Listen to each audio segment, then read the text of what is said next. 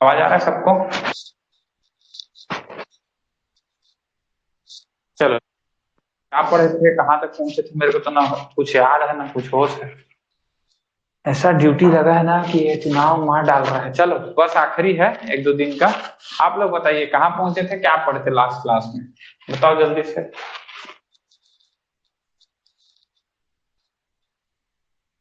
Factor affecting pressure. Pressure. Pressure को कौन से, एक बार फिर से बताओ, हेडिंग कोई और बताओ। Factor affecting pressure.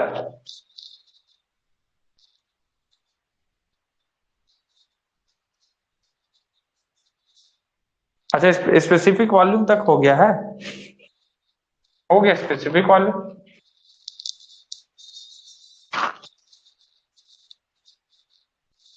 डेंसिटी और यूनिट वेट हो गया है क्या? डेंसिटी और यूनिट वेट बताएंगे एक बार? चलो यहीं से रिवाइज मान लेते हैं, मेरे को तो याद भी नहीं ना मैं क्या पढ़ा मैं क्लास क्लास में। चलो शुरू करते हैं, छोड़ो सब टेंशन को, दुनिया जानते हैं। इधर आते हैं, डेंसिटी को डिनोट करते हैं दोस्तों रो से, और यूनिट वेट को डिनोट करते हैं दोस्तों गामा से। डेंसिटी इज इक्वल टू होता है rho is equal to mass per unit volume, और unit weight gamma is equal to होता है दोस्तों वेट पर यूनिट वॉल्यूम। कायदे से दोनों का यूनिट क्या मिलता है हमको? Kg per metre cube. In terms of mass को क्या लिखते हैं फोर्स में? कौन सा फोर्स लिखते हैं? स्लैग। और वेट में केजी को किस टर्म में लिखते हैं, जल्दी से बताओ? फोर्स टर्म में। मीटर। दो यूनिट हमारे पास मिले, मेरे को अभी इतने से जरूरत है, इससे ज्यादा की अभी मेरे को जरूरत नहीं है, तो मैं इतने ही पे काम करूंगा। ठीक है, चलिए यहां तक का हिस्सा हम लोगों का खत्म हो गया। तो आगे के हिस्से में आते हैं। जब यहां तक का हिस्सा हम सबको समझ में आ चुका है, तो हम लोगों को आज क्या पढ़ना है इसको देखते हैं। हम लोगों को मास समझ में आ गया, यूनिट वेट समझ में आ गया है। ठीक, अब इसके आगे चलते हैं हम लोग कि फ्लूइड को हम लोग किस प्रकार से बांटते हैं और कैसे बांटते हैं। ठीक है, फ्लूइड को हम लोग को कैसे देखना है, क्या होता है फ्लूइड, किसको बोलते हैं, ये सारी चीजें हम लोगों को देख करके चलनी है। एक बार छोटा छोटा हिस्सा देख लेते हैं, सबसे पहला हिस्सा शुरू करते हैं। चलो,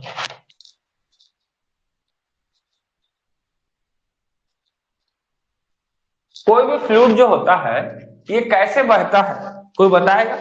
जैसे फ्लूइड है, क्या वो एक होल यूनिट बन के बहता है, कि सेपरेट लेयर बाय लेयर बहता है, कि किस प्रकार से बहता है, कोई बताएगा क्या? फ्लूइड बहता कैसे होगा, जल्दी बताओ।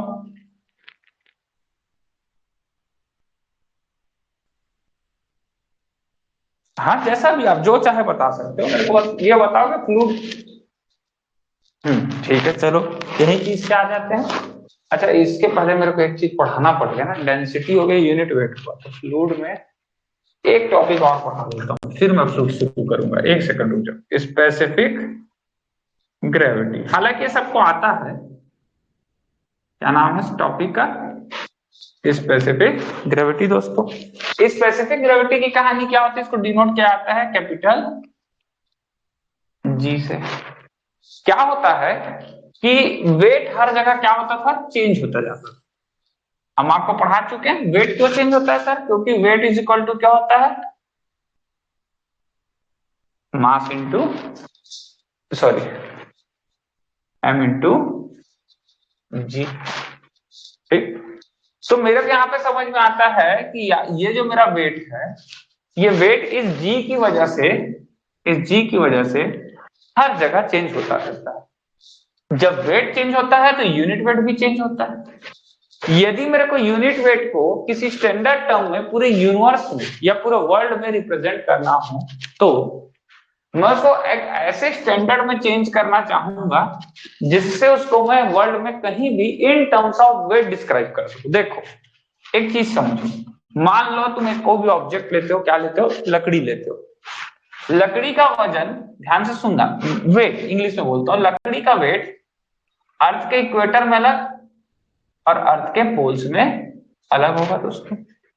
जो लकड़ी का वेट होगा अर्थ के इक्वेटर में अलग होगा और लकड़ी के पोल्स पे क्या पृथ्वी के इक्वेटर पे अलग लकड़ी का वजन और पृथ्वी के पोल्स पे क्या होगा, अलग अलग। ये वजन जो था ये अलग अलग था, पर उस लकड़ी का मास जो था, जितने नंबर ऑफ पार्टिकल से वो लकड़ी बनी थी, वो आप कहीं भी चले जाओ सेम था। तो मास के टर्म पे तो मैं लकड़ी को डिनोट कर सकता था और मास से मेरे को निकला था मास डेंसिटी, जिसको मैं यहाँ पे लिख दिया। पर यदि मेरे को इस लकड़ी के गुटके को वेट के टर्म पे रिप्रेजेंट करना था, मान लो ये इंडिया है, इंडिया में इसका वेट कुछ है, मैं चाहता हूं कि इसको कहीं और साउथ अमेरिका वगैरह कहीं पे मैं वेट करना चाहता हूं, तो मैं इसको कैसे वेट के टर्म पे डिफरेंशिएट करना चाहता हूं, तो मैं कैसे कर सकता हूँ।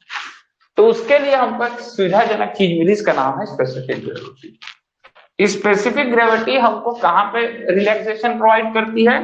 It provide relaxation in terms of weight।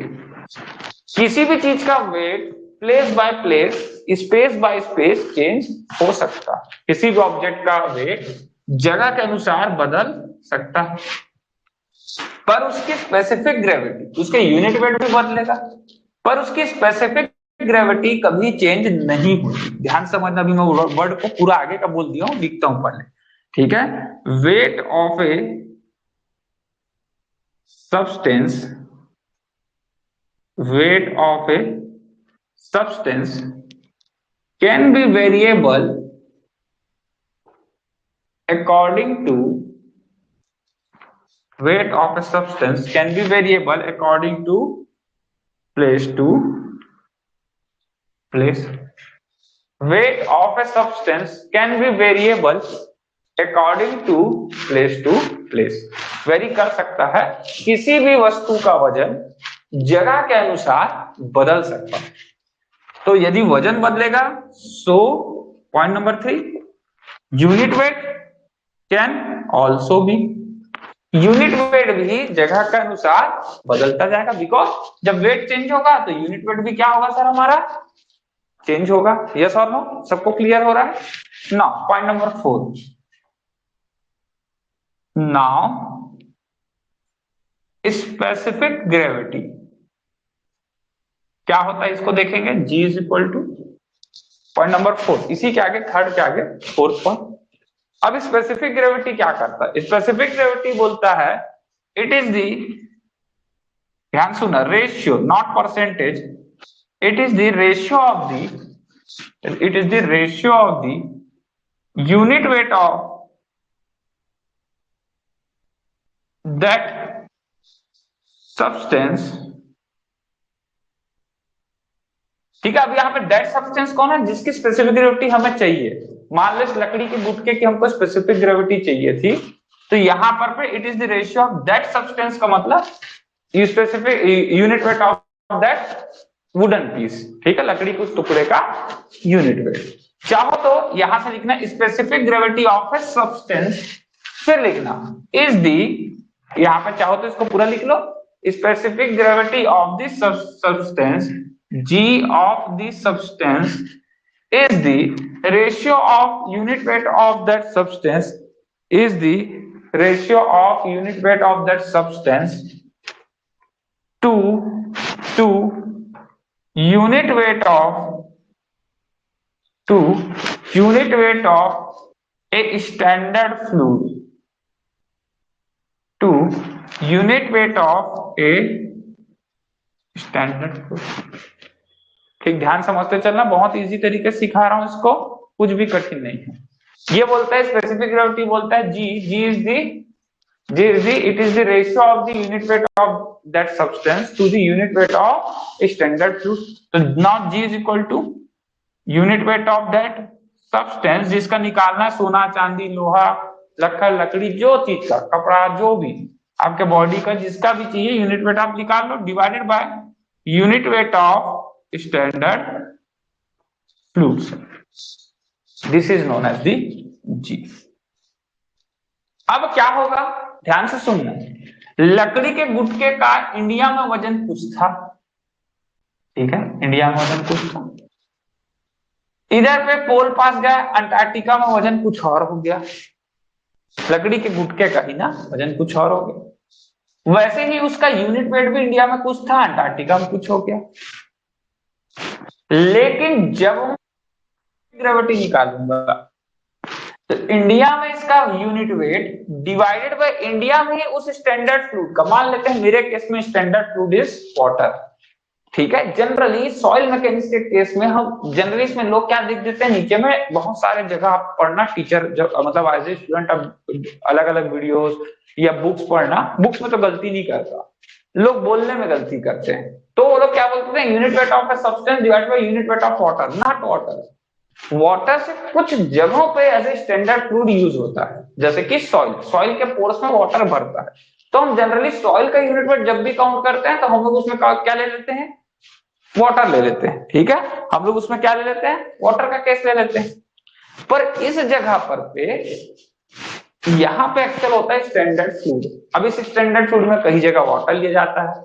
जब हम फिजिक्स के केस पढ़ते हैं, कोई फिजिक्स के चीजों में स्पेसिफिक ग्रेविटी पढ़ते हैं, तो हम वहां मर्क्यूरी या फिर पारा, ठीक है, या फिर हाइड्रोजन जिसको बोलते हैं उसका यूज करते हैं, ठीक। तो होता क्या है, स्टैंडर्ड फ्लूइड कुछ भी हो सकता है, मान लेते हैं, मैंने मान लिया। अब आपको मरकरी नहीं देखा होगा, आप लोग वैसे सब लोग थर्मामीटर पुराने जमाने वाला देखे हैं, लाल रंग का उसमें पारा होता है, सीसी में उठाएंगे बहुत ज्यादा भारी होता है, जितना छोटा सा सीसी बहुत वेटफुल रहेगा, लिक्विड उसका इजिली फ्लो नहीं करता, ठीक है। सारी चीजें आप जब जाएंगे तो दिख जाएगा। अब इसको छोड़िए, यहाँ पर मान लीजिए वुडन पीस का यूनिट वेट गामा है, ठीक है, of that substance wooden piece divided by unit weight of that fluid, चलो वाटर मान लेते हैं, तो गामा डब्ल्यू, इसका जो भी रेशियो है मान लो ये 2 आएगा। तो होगा क्या, जब मैं इस वुडन लॉक को, अब मेरे को इसको कंपेयर करना है कि भाई मेरे यहाँ इंडिया में इतने यूनिट, इतने स्पेसिफिक ग्रेविटी की चीज का इतना इतना स्टैंडर्ड सारी चीजें आती, चाहे स्ट्रेंथ हो, शियर स्ट्रेंथ हो, बीरिंग स्ट्रेंथ हो, कोई भी कैपेसिटी हो, एक लकड़ी है, एक ईंट है, एक दीवार है, जैसे हम ईंट की बात करते हैं, हम एग्रीगेट्स की बात करते हैं, तो हम हर चीज में स्पेसिफिक ग्रेविटी जरूर पढ़ते हैं, ठीक है। स्पेसिफिक ग्रेविटी टेस्ट पढ़ते हैं, क्यों सर? सीमेंट में भी स्पेसिफिक ग्रेविटी वर्ड यूज होता है, क्यों सर? क्योंकि मान लो इंडिया में मैंने सीमेंट यूज किया, that one is a substance जिसका यहाँ अलग वेट होगा, वेट अलग होगा तो यूनिट वेट भी अलग होगा, और वही चीज किसी और जगह में, प्लेनेट के हमारे पृथ्वी में किसी और जगह में अलग होगी। तो मैं उसको फिर यहाँ जो स्ट्रेंथ दे रहा है जिस वेट के साथ, वही स्ट्रेंथ वहां पे मैं नहीं लिख सकता। यदि मैं कोई यूनिवर्सल ट्रूथ का कोई चीज बनाना है तो मैं किसका यूज करूंगा, स्पेसिफिक ग्रेविटी का। ना अब उस सीमेंट को, उस वुडन पीस को, उस ईटे को, उस गिट्टी को मैं क्या किया, स्टैंडर्ड ट्रूथ के साथ रिलेट कर दिया। अब तुमको लगेगा सर स्टैंडर्ड ट्रूथ में भी तो यूनिट वेट है, उसमें भी तो वेट वर्ड आ रहा है, वो भी तो चेंज होगा, बिल्कुल चेंज होगा। जिस प्रपोर्शन के साथ यहाँ पे ये दोनों चेंज होंगे, यानी कि यदि यहाँ का मीन दोनों का रेशियो आया 2, उसी प्रपोर्शन के साथ ये लोग यहाँ पे भी चेंज होंगे, यहाँ पे भी उसका यूनिट वेट क्या आएगा, 2 ही आएगा। जिससे मेरे को इस सब्सटेंस को, किसी भी सब्सटेंस को यूनिवर्सली कंपेयर करते बन जाता है दोस्तों। इसी रिलैक्सेशन को ये हमको प्रोवाइड करता है इन टर्म्स ऑफ वेट के टर्म। बाकी मास के टर्म पे तो आप करते ही हो जो काम करते हो, वेट के टर्म पे हमको इस तरीके से प्रोवाइड करता है। Now G is equal to unit weight of substance divided by unit weight of standard fluid. यहां तक सबको समझ में आ गया क्या? जल्दी बताएंगे यस और नो, बोलेंगे भैया लोग? नहीं बाबू, पोल के केस में नहीं आया। पोल पोल कहाँ लिखा हूं मैं, कहाँ पे पोल है? मैं सब्सटेंस लिखा हूं, ठीक है, किसी भी जगह में मैं एग्जाम्पल लिया हूं। थोड़ा ध्यान से देखोगे समझ में आएगा आपको। और बोलो कोई और, कोई डाउट, कोई समस्या किसी को भी, बोलेंगे यारो? यूनिट वेट का स्पेसिफिक ग्रेविटी का फॉर्मूला होता है, स्पेसिफिक ग्रेविटी का फॉर्मूला है स्टैंडर्ड यूनिट वेट ऑफ किसी भी सब्सटेंस का जिसका मेरे को स्पेसिफिक ग्रेविटी चाहिए, divided by unit weight of किसी भी चीज का जिसका साथ में उसको कंपेयर करना चाहता हूं, जैसे कि स्टैंडर्ड फ्लूइड, ठीक है। कोई स्टैंडर्ड फ्लूइड में उसका यूनिट स्पेसिफिक ग्रेविटी मेरे को निकालना, एकदम इजी बोलूं। मान लो मेरा यूनिट वेट, यूनिट वेट कैसे निकलेगा, मेरा वजन कितना, मान लीजिए मेरा वजन है 60 केजी का, मान लेते हैं, ठीक है, 60 केजी मेरा वेट है, ये मेरा वेट हुआ, याद रखना। पर यूनिट वॉल्यूम, मान लो मेरा टोटल वॉल्यूम मैं 1 मीटर क्यूब में आता हूं, ठीक है, मान लेते हैं एग्जाम्पल। तो मेरा वजन क्या, मेरा यूनिट वेट क्या हो गया, 60 kg per metre cube, this one is my unit wait.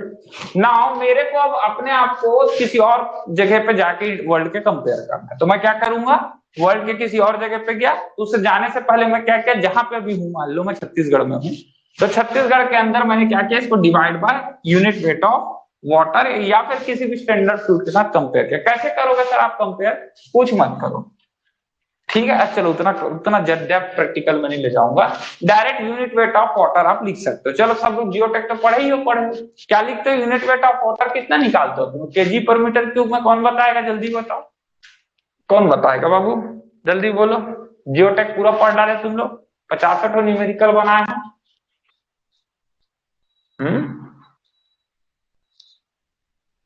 कोई कोई बोलो ना यार, 1000 किस में, KG per metre cube, centimetre पर मीटर क्यूब, किस चीज में, इन टर्म्स ऑफ यूनिट बताना। केजी पर मीटर क्यूब में यूनिट वेट क्या है उसका, 1000 केजी पर मीटर क्यूब। चलो वाटर का मान लेते हैं, ये मेरा है सृजन पांडे, ठीक है। तो यहां से मेरा कुछ भी रेशियो है, मान लो लेट अस मेरा 600 केजी पर मीटर क्यूब मान लेते हैं, एग्जांपल है भाई, अब इसको पकड़ मत लेना सर, 60 को अपने 600 कैसे कर दिया, इतना बुद्धि लगाओ तो थोड़ा तुम लोग इंजीनियर कहलाओगे, ठीक है। मान लेते हैं कि तुमने इसको कह दिया, मैंने इसको कर दिया 600 केजी, मेरा एग्जांपल है, तो इसका जी क्या है, स्पेसिफिक ग्रेविटी कितना है, 0.6 आ गया, आया 0.6 मेरा, इतना समझ में आ रहा होगा सबको। अब ये जो 0.6 है, मेरा जो स्पेसिफिक ग्रेविटी है 0.6, ये कहीं भी चले जाऊंगा, कहीं भी ये चेंज नहीं होगा, मैं किसी भी वर्ल्ड के किसी भी हिस्से में जाऊं, मेरी स्पेसिफिक ग्रेविटी 0.6 हमेशा सेम रहेगी। हाँ, जब मैं स्पेसिफिक ग्रेविटी के और डेप्थ में अपन जाएंगे, ठीक है, जैसे कि मास या स्टैंडर्ड स्पेसिफिक ग्रेविटी, दूसरे नंबर का आता है एपरेंट या एपरेंट स्पेसिफिक ग्रेविटी, जिस जो जगह के हिसाब से चेंज होती है, स्पेसिफिक ग्रेविटी भी है जो कंडीशंस के हिसाब से चेंज होती है, जो मैंने आपको सॉइल मैकेनिक्स में पढ़ा दिया। अभी हम सिर्फ एक ही चीज पढ़ेंगे, एक ही स्पेसिफिक ग्रेविटी, ट्रू या स्टैंडर्ड स्पेसिफिक ग्रेविटी, जिसको हम जी से डिनोट करते हैं। बाकी तुम सॉइल में उसको जाके पढ़ लेना, जीएम जिसको बोलते हैं हम लोग, जो सॉइल के केस में काम आता है, जब ड्राई हो सॉइल, जब पार्शियली सैचुरेटेड हो सॉइल, तब के केस में हम जीएम यूज करते हैं। नाउ ये जी है gamma substance upon gamma standard. अब यदि मैं जी की बात करूं, यदि मैं 1000 केजी पर मीटर क्यूब, तुमने कहा यूनिट वेट ऑफ वाटर है, अब मैं जी स्पेसिफिक ग्रेविटी वाटर का ही निकालना चाहता हूं, स्पेसिफिक ग्रेविटी में किसका निकालना चाहता हूं, वाटर का ही, तो ये हो गया वाटर, जो तुमने कहा 1000 KG per metre cube divided by, इसको कंपेयर किससे करूं, किसी स्टैंडर्ड फ्लूइड से, किससे कर दूं, वाटर से ही। तो वाटर का अभी तुमने बताया यूनिट वेट कितना होता है, 1000 केजी पर मीटर क्यूब, तो जी कितना आ जाएगा वाटर का, जल्दी बताओ, अप्रोक्सीमेटली नियर बाय 1। क्या मेरी बात सभी को समझ में आ रही है, यस और नो, बोलेंगे भैया लोग, क्या यहां तक का हिस्सा सबको क्लियर है, हाँ कि ना, बोलो जल्दी से, बोलो यार तुम लोग भी, सभी को क्लियर है कि नहीं, क्लियर है सबको, ठीक है, शाबाश भैया लोग। चलो यदि यहां तक सभी को क्लियर है, ये हिस्सा सभी को क्लियर है, जी इज इक्वल टू क्या है सर, मेरा 1 है। अब ये जी कौन से वाटर का हो सकता है, तो मैं बोला चलो ये फ्रेश वाटर का, ये किसका होगा, जनरली फ्रेश वाटर का। सलाइन वाटर का क्या हो जाता है, सलाइन वाटर में क्या होगा, चलो बताओ कौन ज्यादा डेंसिटी वाला होगा, सलाइन वाटर का डेंसिटी ज्यादा कि फ्रेश वाटर की डेंसिटी ज्यादा, लाइन नहीं बोल रहा, सलाइन, सलाइन मतलब नमकीन पानी, खारा पानी की डेंसिटी ज्यादा कि फ्रेश वाटर की डेंसिटी ज्यादा, ये बताओ, खारे पानी की कि फ्रेश वाटर की, किसकी डेंसिटी ज्यादा हो, बोलो तुम लोग, बोलो बोलो भैया लोग सब, ठीक है, सलाइन वाटर की डेंसिटी ज्यादा। अब सलाइन वाटर की डेंसिटी ज्यादा है तो ऑब्वियस सी बात है, सलाइन वाटर का वेट भी ज्यादा होगा, वजन, नमक है उसमें, वजन ज्यादा है तो उसका गामा सब्सटेंस भी क्या आएगा, ज्यादा आएगा। तो याद रखना जी सलाइन कितना होता है, specific gravity of saline water कितना होता है, ये होता है अप्रोक्सीमेटली 1.025, ठीक है, 1.025। नाउ यहां से पता चलता है कि सलाइन वाटर की स्पेसिफिक ग्रेविटी हमेशा किससे ज्यादा होती है दोस्तों, जल्दी बताओ, सलाइन वाटर की स्पेसिफिक ग्रेविटी हमेशा जी फ्रेश वाटर से ज्यादा होती है दोस्तों। क्या मेरी बात सभी को क्लियर हो रही है? यस नो जल्दी बताएंगे, हाँ कि ना, बोलेंगे भैया लोग। सबको क्लियर हो रहा है? अब यहां से हम लोग को एक कॉन्सेप्ट मिलता है। क्या कॉन्सेप्ट मिलता है सर यहाँ पर पे से हम लोगों को? कि भाई हम लोगों का जो सलाइन वाटर है, ध्यान से देखते चलना, ऐप को कोई ज्वाइन कर लो प्लीज। एक तो लटपट तो मैं पढ़ा पा रहा हूँ, तुम लोग उसमें रहो कोई, तब तो मजा आएगा आगे, है ना? ऐप को कोई ज्वाइन कर लो। सलाइन वाटर की स्पेसिफिक ग्रेविटी ज्यादा है फ्रेश वाटर से। तो क्या होता है, जब कोई नाव ना, ध्यान से सुनना, जब कोई नाव रिवर से सी में, समुद्र में पहुंचती है, रिवर से होते हुए कोई नाव जो है वो समुद्र में पहुंचती है, ठीक है, तो वो ऑप्शंस आते हैं, कुछ ऊपर उठ जाएगी, कुछ नीचे धंस जाएगी। जो डेप्थ में तैर रही है उसी डेप्थ में तैरेगी। आपको बताना है कि वो नाव ऊपर उठेगी या थोड़ा सा गहरा दबेगी। कहां से? फ्रेश वाटर से, नदी से होते हुए समुद्र में जा रही है। बस एक सिंपल सा क्वेश्चन है। या फिर जिस डेप्थ में जा रही है उसी डेप्थ में जाएगी। बताइए जल्दी से क्या होगा नाव का साथ? बोलो, सोच समझ के बोलो, सबको बोलना है।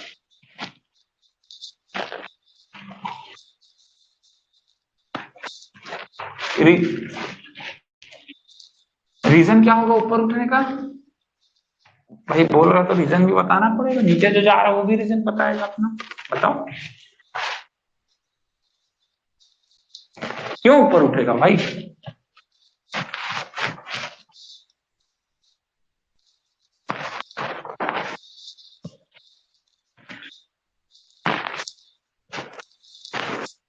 जिन लोग ट्रांसपोर्ट पढ़ेंगे उन लोग इसमें से एक चीज मिलेगा, बिटुमिन वाले केस में से याद होगा तो, ना होगा तो ना मिल पाएगा।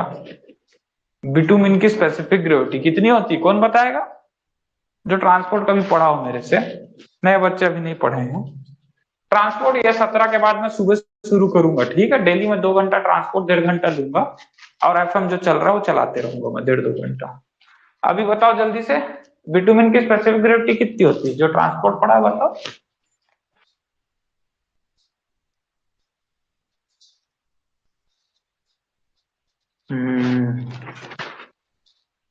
चलो ठीक है, कोई दूध भात। अब इतना ही बोल सकता हूँ तुम लोगों के लिए। तुम लोग यार दिक्कत वहीं पकड़ देते हो ना। देखो मेरा हालत तो ऐसा है, मैं सच बता रहा हूँ, मैं 2-3 दिन से मैं सूता नहीं, लेकिन मैं इसका एक्सक्यूज तुम लोग को नहीं दे सकता कि मैं 2-3 दिन से नहीं सोया हूँ। मेरे को कल क्लास लेना था, कल आज रमन सिंह जी उतरने वाले थे, तो मेरा आज कल बहुत हेक्टिक था। रात पूरा निकल गया वही, दिन भी पूरा अभी दोपहर तक का निकल गया, फिर मैं खाना ना खा के नहा धो के अभी तुम लोग पास पहुंचा। ये मेरा शेड्यूल है। इसका मैं अपने फैमिली के साथ या तुम लोग के साथ एक्सक्यूज तो नहीं दे सकता। मेरे को जो अपने फैमिली टाइम देना है वो मेरे को देना है, जो तुम लोग को टाइम देना है तुम लोगों को देना है। तो अपने पढ़ाई से तुम लोग एक्सक्यूज मत लाया करो। आज क्लास नहीं लग रहा तो तुम नहीं पढ़ोगे, ये कोई नियम नहीं है। दिवाली है तो तुम नहीं पढ़ोगे, ये कोई नियम नहीं है। ठीक है, मैं पहले भी तुमको बताऊं ना कि लाइब्रेरी में मैं देखता था संडे को वो आधा लाइब्रेरी खाली रहता था। क्यों? क्योंकि उन्होंने 6 दिन पढ़ाई की है, 7वें दिन उनको आराम किए। ये कौन सा नियम है? जब तक तुम स्टूडेंट हो तुमको पढ़ना है। जब तक तुमको ना लग जाए कि अब मेरे को पढ़ने की जरूरत नहीं है, उस वक्त तक तो तुमको पढ़ना ही पड़ेगा। ठीक है?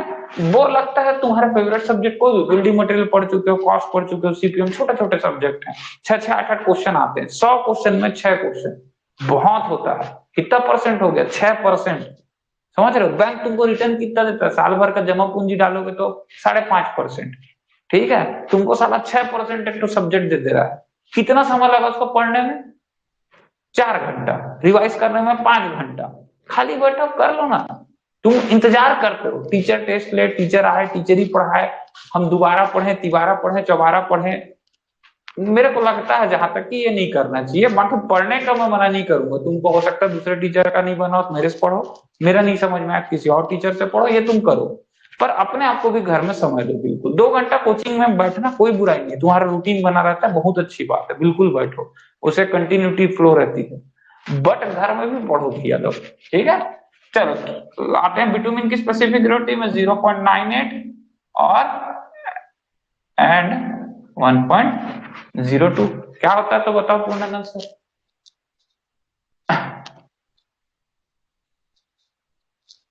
वही लिखा 0.98 और 1.02 से नहीं होता, एंड होता है। 2 प्रकार की स्पेसिफिक ग्रेविटी होती है बिटुमिन के। ठीक है, अब एक बिटुमिन क्या होता है, वाटर की स्पेसिफिक, ये क्या है, बिटुमिन की स्पेसिफिक ग्रेविटी। और वाटर की स्पेसिफिक ग्रेविटी कितनी है, अप्रोक्सीमेट 1। ठीक है, अप्रोक्सीमेट 1 के आसपास है, 1 से कभी कम होती है कभी ज्यादा, हम 1 मान लेते हैं।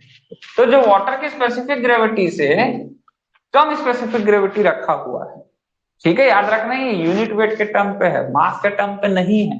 ठीक है, किसके टर्म पे, यूनिट वेट, हमेशा जी का मान यूनिट वेट के टर्म पे आएगा। ठीक है, डेंसिटी के टर्म पे नहीं, और यूनिट वेट का मान हमेशा वेट के टर्म पे आएगा।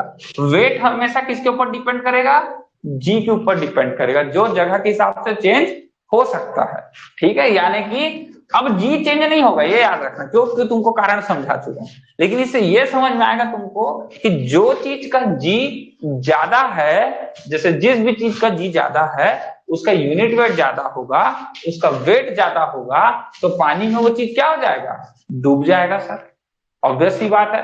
तो इन दोनों बिटुमिन में से कौन सा बिटुमिन पानी में डूबेगा, जल्दी बताओ।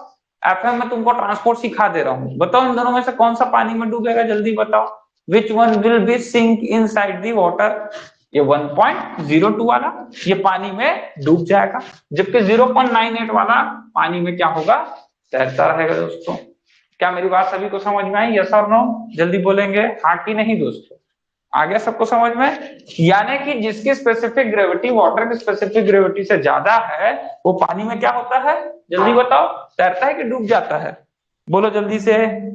जिसकी स्पेसिफिक ग्रेविटी पानी से ज्यादा है वो पानी में डूब जाता है सर। तो नाव जो अब तुम बताना, जो नाव समुद्र से साफ पानी से समुद्री पानी में जाएगी तो उस नाव का जो निचला हिस्सा है वो धंसेगा नीचे, डूबेगा कि ऊपर उठेगा, तुम बताओ। ऊपर उठेगा, क्योंकि सलाइन वाटर की स्पेसिफिक ग्रेविटी फ्रेश वाटर की स्पेसिफिक ग्रेविटी से ज्यादा है। ध्यान से समझना इसको सब लोग। यहां पर पे हम बोट की बात नहीं कर रहे हैं, हम लोग बात कर रहे हैं specific gravity of saline water to the specific gravity of fresh water. ठीक है, ध्यान से समझते चलना। अब जो भी बोट है, ये बोट की स्पेसिफिक ग्रेविटी भी हम लिख लेते हैं, specific gravity of boat. Obvious सा बात है, जब बोट फ्रेश वाटर में चलता रहेगा, ठीक है, फ्रेश वाटर में चलेगा तो डेंसिटी एक तो कम है, डेंसिटी कम है वो चलो रिलेशन अपन हटा देते हैं, डेंसिटी से इसको रिलेट नहीं करते, स्पेसिफिक ग्रेविटी से रिलेट करते। तो इसकी वाटर की स्पेसिफिक ग्रेविटी 1 है और इसकी स्पेसिफिक ग्रेविटी 1.025। तो ऑब्वियस ही बात है कि ये जो स्पेसिफिक ग्रेविटी ऑफ बोट होगा, इस केस में उसका मान, यदि मैं इसको इसके साथ कंपेयर करूं तो उसका मान कुछ, इसका मान कुछ क्या होगा, ज्यादा रहेगा इसकी तुलना में। दोस्तों नहीं समझ में आ रहा है तो एकदम इजी समझाता हूं। सलाइन वाटर, चलो इसको रो के टर्म में भी समझा देता हूं। रो मास, मास मतलब क्या होता है जल्दी बताओ, रो किससे रिलेट होता है, रो क्या है, मास डेंसिटी। मास डेंसिटी क्या होती है जल्दी बताओ, mass per unit volume. Which one is mass, mass किसी के ऊपर डिपेंड करता है क्या, जल्दी बताओ। No sir, mass is a independent quantity. So और मास होता क्या है, जितने नंबर ऑफ पार्टिकल से वो मिलकर बना है। अब ज्यादा पार्टिकल किस में होंगे, सलाइन वाटर में कि फ्रेश वाटर में, जल्दी से बताओ, ज्यादा पार्टिकल किस में होंगे। ऑब्वियस सी बात है सर, ज्यादा पार्टिकल सलाइन वाटर में होंगे। सो density of saline water is greater than the density of fresh water. ठीक है, जब डेंसिटी बहुत ज्यादा हो जाएगी, इसका तुम लोग को सबसे अच्छा एग्जांपल कौन सा मिलता है, ब्लैक सी। सुने हो क्या ब्लैक सी, जल्दी बताओ। दो प्रकार का सी होता है, एक रेड सी मिलता है, ब्लैक सी, यूरोप और एशिया के बीच में। ठीक है, अफगानिस्तान किर्गिस्तान के उस तरफ। ये जो ब्लैक सी होता है दोस्तों, इसके ऊपर आदमी चल लेता है, लेट जाता है, लेकिन वो डूबता नहीं है। क्यों नहीं डूबता, क्योंकि उसकी डेंसिटी क्या है, वाटर की डेंसिटी बहुत ज्यादा है। तो आदमी की डेंसिटी उसकी तुलना में क्या हो जाती है दोस्तों, कम हो जाती है। तो आदमी इसमें क्या होता है, डूबता नहीं है। देखो वीडियो नहीं देखते तुम लोग, ज्यादा देखते भी होगे तो निकाल देते हो। ठीक है, कोई बात नहीं। तो तुम लोगों को यहाँ तक की कहानी सब समझ में आ गई। कुल मिला के आखिरी में जहाज क्या होगा, जब समुद्र में जाएगा तो थोड़ा ऊपर उठ जाएगा, क्योंकि वहां पर डेंसिटी पानी की ज्यादा है, तो नाव ज्यादा नीचे नहीं धंसेगा। भैया सभी को लिख सकते हैं। सारे एग्जांपल्स जितने मैंने सिखाया सब तुम्हारे डेली लाइफ के प्रैक्टिकल एग्जांपल्स हैं। ऐसे ही एग्जाम्पल इसरो या फिर आपके आईएएस या इस टाइप के पेपरों में आते हैं, ठीक है, ऐसे एग्जाम्पल्स जो डेली लाइफ से रिलेटेड है। बाकी बुक बुक वाले जो ऑब्जेक्टिव क्वेश्चन वाले एग्जाम्पल है वो भी इसमें कवर्ड है। लिख लो दोनों तीनों एग्जाम्पल को, बिटुमिन वाला लिख लो, जो पानी जहाज वाला बताया वो लिख लो, और क्या बताया, एक तो तीसरा एग्जाम्पल ब्लैक सी वाला लिख लो, ठीक है। हो जाए तो बताना, लिख लो जल्दी जल्दी।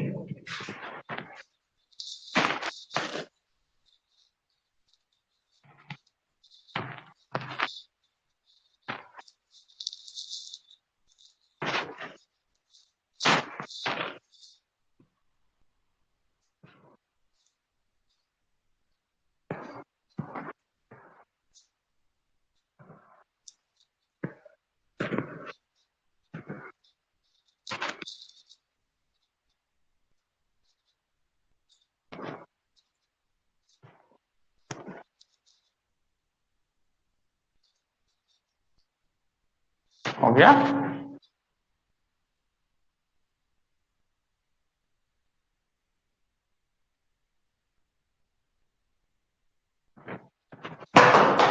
चलो लिखे जल्दी सब लोग।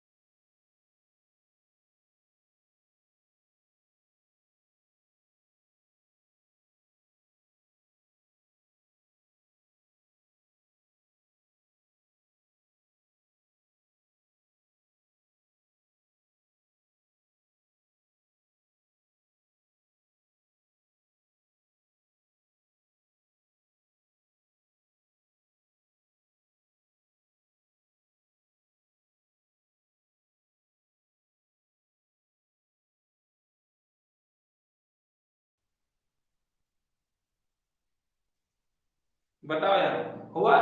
देख लिए? हो गया? थोड़ा जल्दी लिखे कि नहीं लिखे?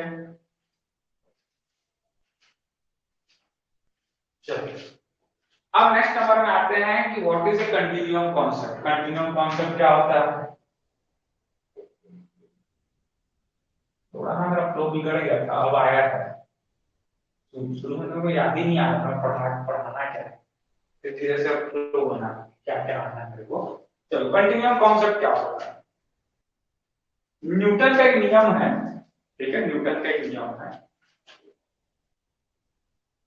पहले न्यूटन लॉ समझ लो। देखो मेरे को अंग्रेजी में नहीं आता, लेकिन तुम्हें बताना। नियम ये बोलता है कोई भी वस्तु तब तक गतिमान होती है जब तक उसको रोकने के लिए उसमें कोई बाह्य बल न लगाया जाए, ठीक है। सेम उसमें एक और कॉन्सेप्ट है, कोई भी वस्तु तब तक गतिमान नहीं हो सकती जब तक उसमें कोई बाह्य बल न लगाया जाए। इंग्लिश में इसको बोलते हैं, कोई भी ऑब्जेक्ट मोशन में है तो वो तब तक मोशन में रहेगी जब तक कोई एक्सटर्नल फोर्स उसको क्या ना कर ले, रजिस्ट ना कर ले। क्या मेरी बात सभी को समझ में आ रही है? ऐसा न्यूटन जी बोलते हैं, आखिर ना बिल्कुल सर। तो न्यूटन का वो जो नियम है, पहले उसको आप लोग हिंदी और इंग्लिश में लिख लो, ठीक है।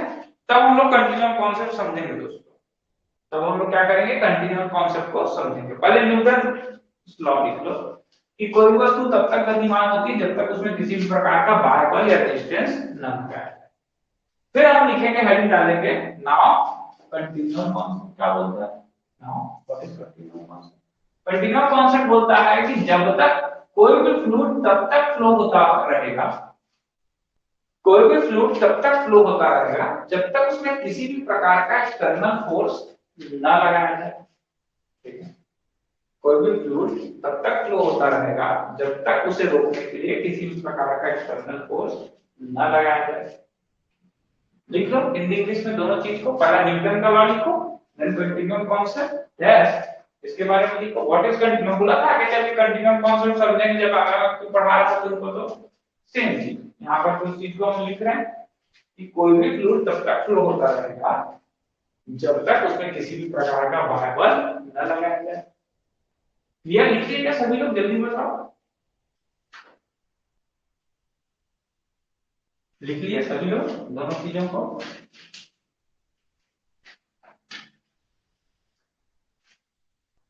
बोले दोस्तों फटाक से लिख के बताओ।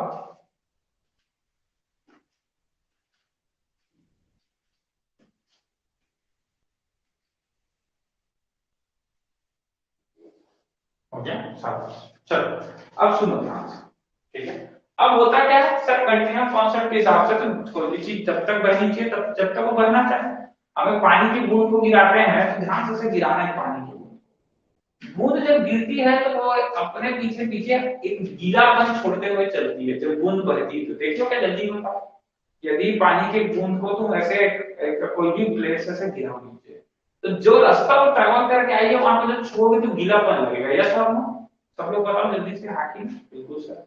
यानी कि पानी की वो बूंद पक्का सरफेस के साथ चिपकते हुए आई है, यानी कि सरफेस और बूंद के बीच कुछ फ्रिक्शन थे जिसकी वजह से पानी की बूंद उसमें क्या होते हैं, जैसे फ्रिक्शन फ्रिक्शन लगते जा रहे थे, जैसे पानी की बूंद रुकते जा रही थी कुछ कुछ हिस्सा। इस प्रकार से यदि मैं बड़ी बूंद यहां पर मैं छोड़ा हूं, इनपुट क्यू इन इनपुट, तो उतनी ही बड़ी बूंद नीचे मेरे को प्राप्त नहीं हो पाएगी। यस और नो, क्या मेरी बात सब लोग एग्री करते हैं? बिल्कुल सर। क्यों इतनी बड़ी बूंद हमको यहाँ पे नहीं मिल पाई? ठीक है, ये लॉ ऑफ कंजर्वेशन मास है, इसको हम 30 मिनट में पढ़ेंगे काइनेमेटिक्स के अंदर। लॉ ऑफ कंजर्वेशन मास क्या होता है?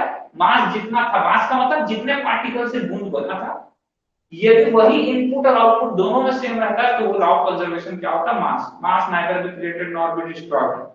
ठीक है, गीता को उपनिषद गीता का श्लोक है। ठीक है, आत्मा न मरती है, ठीक है, न मारी जाती, वही वाला। तो ये सेम चीज है, ठीक है ना, ना तो बनती है ना तो क्रिएट होती है, ना ही डिस्ट्रॉय होता है। पर मुद्दे की बात ये है, ये सिर्फ वहां तक सकते हैं जहां तक लिखित रूप में। मुद्दे की बात क्या है, यहां पर कभी ऐसा नहीं हो रहा, इनपुट और आउटपुट में डिफरेंस आ गया। ये डिफरेंस क्या है कि इस सरफेस में क्या होते गए, गीला होकर चिपकते गया। इस सरफेस में क्या होता गया, गीला होकर चिपकते गया दोस्तों। ये चिपका क्यों? क्योंकि सरफेस में क्या था, फ्रिक्शन था सर। क्योंकि सरफेस में क्या था, फ्रिक्शन था। तो अब तुम बोलोगे अच्छा सरफेस में फ्रिक्शन है, एक काम करते हैं, मैं एक कैनाल बनाता हूं सर, इस कैनाल में पानी बहाऊंगा, तो पानी में क्या होगा सर, नीचे का जो लेयर है वो तो सरफेस का फ्रिक्शन खाएगा, पर उसके ऊपर के लेयर तो जो वेलोसिटी चल रही थी इनपुट पे वही वेलोसिटी आउटपुट को मिलेगी। जो मास मेरे को इनपुट में मिल रहा था डिस्चार्ज के रूप में, वही मास मेरे को आउटपुट में भी लेना चाहिए। क्यों? क्योंकि आपने कहा फ्रिक्शन नीचे में, तो नीचे सरफेस के साथ जो एक लेयर है पानी का, वो लेयर चलो फ्रिक्शन पकड़ लिया, बाकी के लेयर तो फ्री है ना सर, उनका तो बहना चाहिए।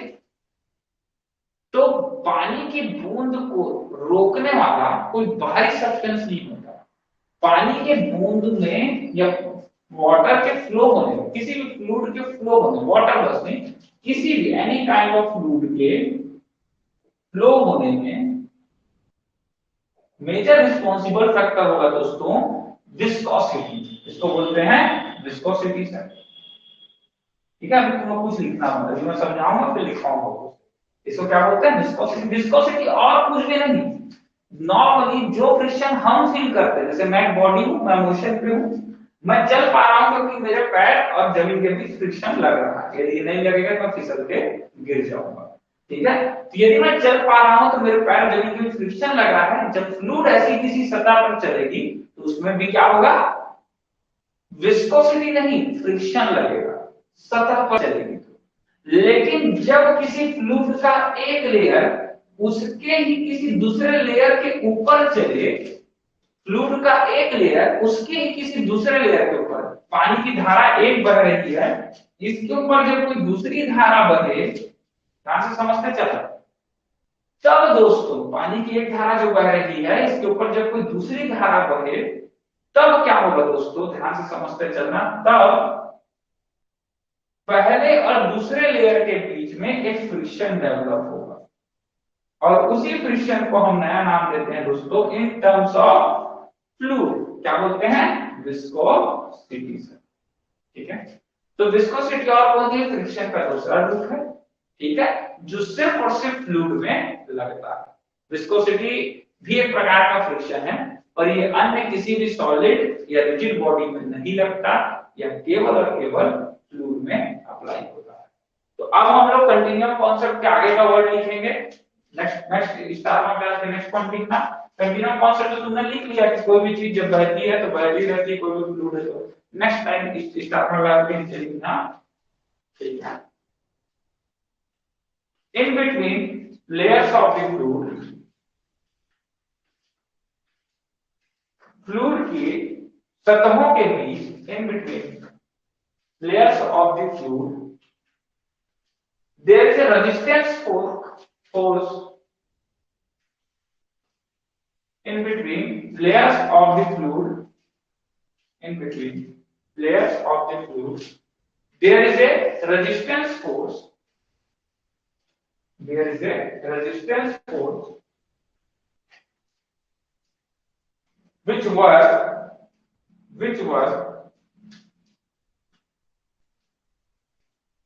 to resist the motion of the fluid, which was to resist the motion of the fluid।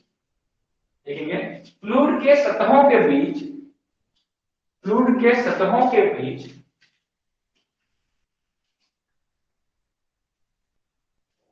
एक एक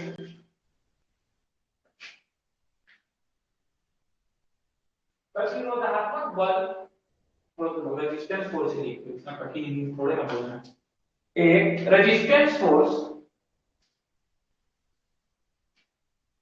काम करता है, काम करता है, एक रेजिस्टेंस फोर्स काम करता है जो फ्लूइड के मोशन को, जो फ्लूइड के मोशन को या फ्लूइड की गति को रोकता है, जो फ्लूइड के मोशन को रोकता है। ठीक, इस रेजिस्टेंस फोर्स को ही हम, इस रेजिस्टेंस फोर्स को ही हम विस्कोसिटी कहते हैं। इस रेजिस्टेंस फोर्स को ही हम विस्कोसिटी कहते हैं। This resistance force is known as viscosity. This resistance force is known as viscosity.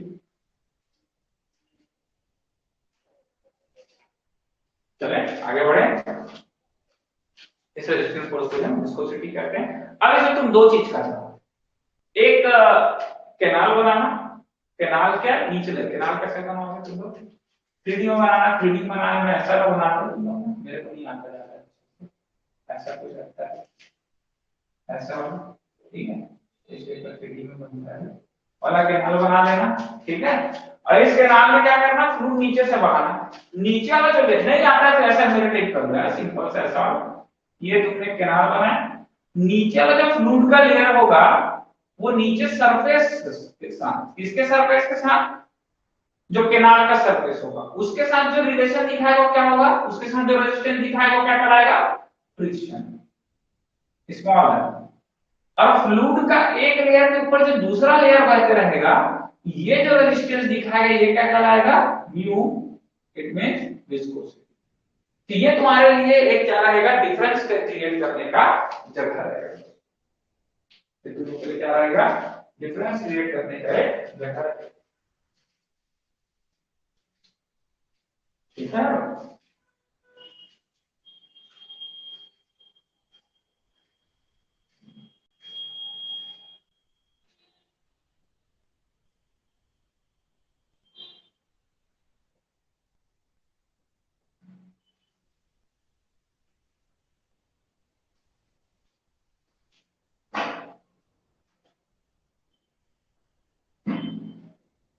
इसलिए सब लोग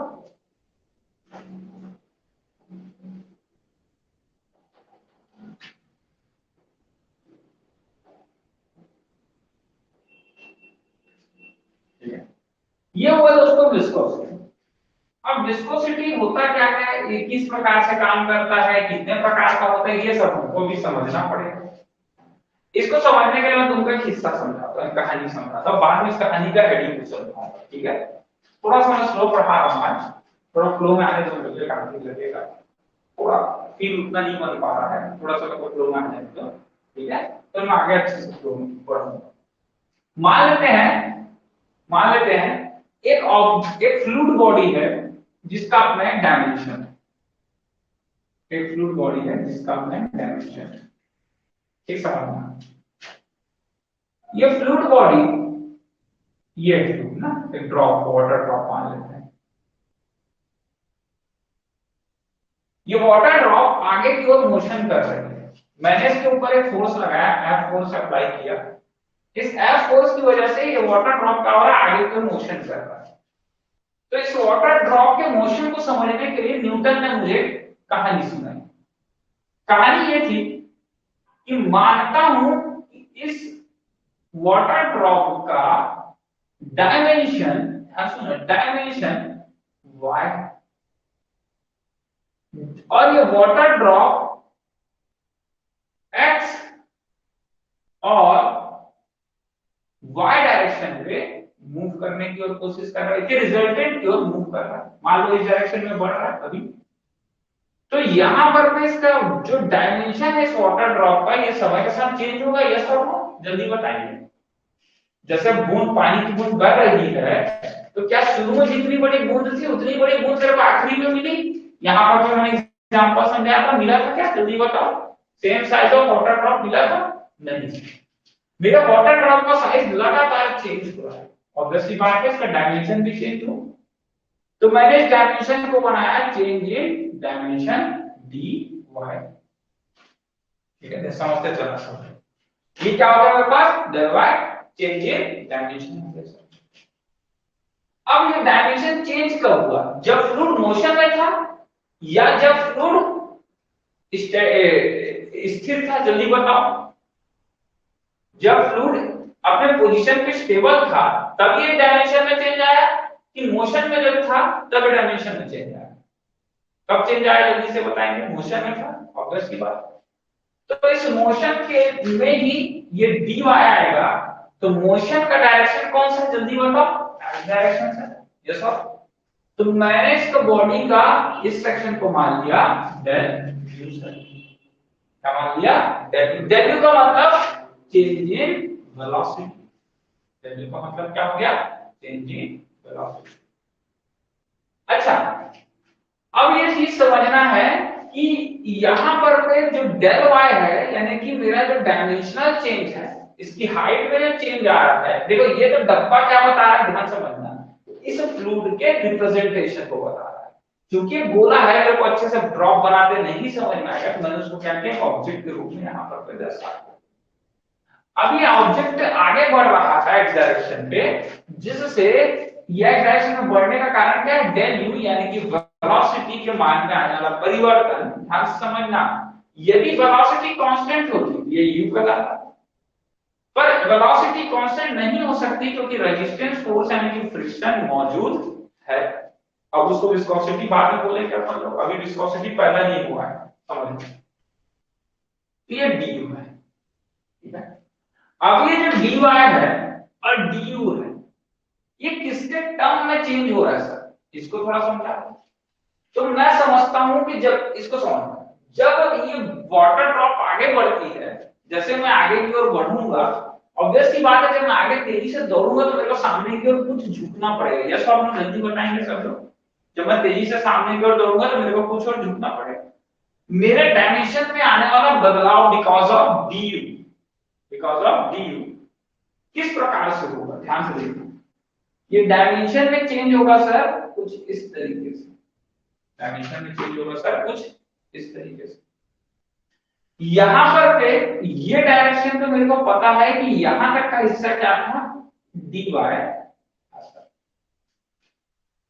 ये वाला हिस्सा चूंकि समय के साथ बदला तो ये कहलाया सर डेल्यू डॉट टीडी। ठीक है, अब तुम लोग क्रॉस और डॉट प्रोडक्ट तो पढ़ चुके हो 10th में, तो उसका तो दिक्कत नहीं जाएगा, चलो भूल भी गए होगे तभी आ समझ लो। ड्यू डॉट dt का मतलब है कि मेरे यहां पर पे जो भी परिवर्तन हो रहा है ये समय के साथ हो रहा है। जहां पे टाइम dt का मतलब टाइम में चेंज या परिवर्तन दिखा रहा है, तो ऐसे चलना सब। अब मेरी बॉडी, वाटर ड्रॉप की बॉडी में डिफॉर्मेशन आया है, क्योंकि डिफॉर्मेशन यहां से यहां गया तो मैंने डिफॉर्मेशन का एंगल निकाल लिया,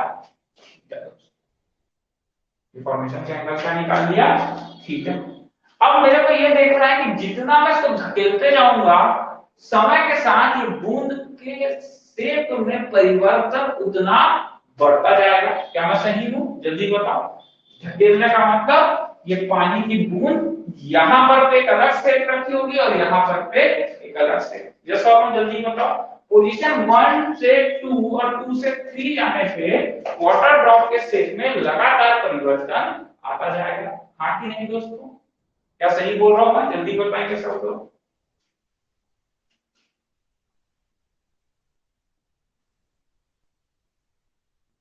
तो परिवर्तन किसको बोलते हैं बाबू,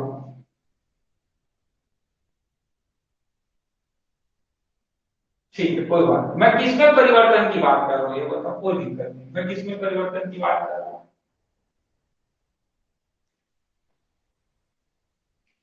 shape, shape of the body. ध्यान से सुनने का कोशिश कीजिए प्लीज, मैं बहुत स्लो पढ़ा रहा हूं, कोशिश कीजिए, कोई दिक्कत नहीं है। भूल जाते हो, नहीं सुन पाते हो, रिपीट करवा दिया। वाटर ड्रॉप के शेप में परिवर्तन की बात कर रहा हूं मैं। पोजीशन नंबर 1 से जब मैं पोजीशन नंबर 2 पहुंचता हूं, 2 से 3 पहुंचता हूं, तो मेरे वाटर ड्रॉप के शेप में लगातार चेंजेस आते जा रहे हैं। यस और नो, जल्दी बताएंगे, हाँ कि नहीं। यानी कि शेप में जो लगातार चेंज आ रहा है ये विद रिस्पेक्ट टू टाइम है, और शेप में परिवर्तन हो रहा है तो यहां पर मैं जो शेप में चेंज आ रहा है और उसकी वजह से जो एंगल डिफॉर्म हो रहा है उसका नाम दे दिया मैंने डी थीटा। डी थीटा का मतलब है चेंज इन डिफॉर्मेशन या चेंज इन डिफॉर्मेशन एंगल, वो एंगल जिसके डिफॉर्मेशन में बदलाव आ रहा है। अब तुमको कुछ नहीं करना है, एकदम इजी समझा रहा हूं, ठीक है, एकदम आसान सा तरीका सिखा रहा हूं तुम लोगों को मैं। तुम लोगों को कुछ भी नहीं करना है, एक बूंद पानी लेना है, अपने हथेली में से गिराना और देखना है कि पानी की बूंद क्या शेप लेते जा रही है। एकदम प्यार से उसको आराम से देखो, एक बूंद बस गिराना, या किसी डार्क ऑब्जेक्ट में या व्हाइट ऑब्जेक्ट में, इजी विजिबल ऑब्जेक्ट में एक बूंद पानी गिराना और देखना कि नीचे तक जब फ्लो होती है तो उसमें क्या क्या बदलाव आते हैं। इस चीज को ऑब्जर्व करना बस अभी पे, तो तुम लोगों को समझ में आएगा, इजी लगेगा, यहाँ पर ये चेंज इसमें आ रहा है, ठीक है। अभी देखना बचा, तो तुमको ये पता चलेगा कि हाँ सर यहाँ पर तो क्या हो रहा है, डिफॉर्मेशन हमको दिखाई दे रहा है। अब इस चीज को बाद में देखेंगे, अभी ये मैं लिखता हूं थीटा, ठीक है। अभी मैं इस चीज को लिखता हूं थीटा, नीचे स्टार मार्क डाल के मैं लिखता हूं। इस ध्यान से समझते चलना, बहुत आसान है इस चीज को समझना। नाउ यदि मैं tan थीटा की बात करता हूं, tan थीटा का फॉर्मूला बताता हूं, तो tan थीटा का फॉर्मूला क्या बनता है, जल्दी बताओ तो, लंब बटे आधार, ठीक है, बेस अपॉन, ठीक है, जल्दी बताओ तो थीटा, तो बेस कौन सा होगा, जल्दी बताओ। एंगल के सीध वाला क्या होता है, जल्दी बताओ, बेस होता है कि हाइपोटेनस, क्या बोलते हो, लंब होता है कि आधार होता है, जल्दी बोलो। ठीक, एंगल, अरे देखो ऐसा बनाते हैं, ये सामने वाला हमेशा क्या होता है, परपेंडिकुलर होता है। यस और नो, इतना तो जानते हो क्या, सब लोग गणित तो पढ़े हुए हैं तुम लोग यार, ठीक है। तो ये du by dt क्या हो गया, लंब हो गया, परपेंडिकुलर होता है, divided by Aadhaar base dy। समझते चलना, बहुत आसान दोस्तों। Now if this tan theta is represented as d theta, why do d theta represent किए, because let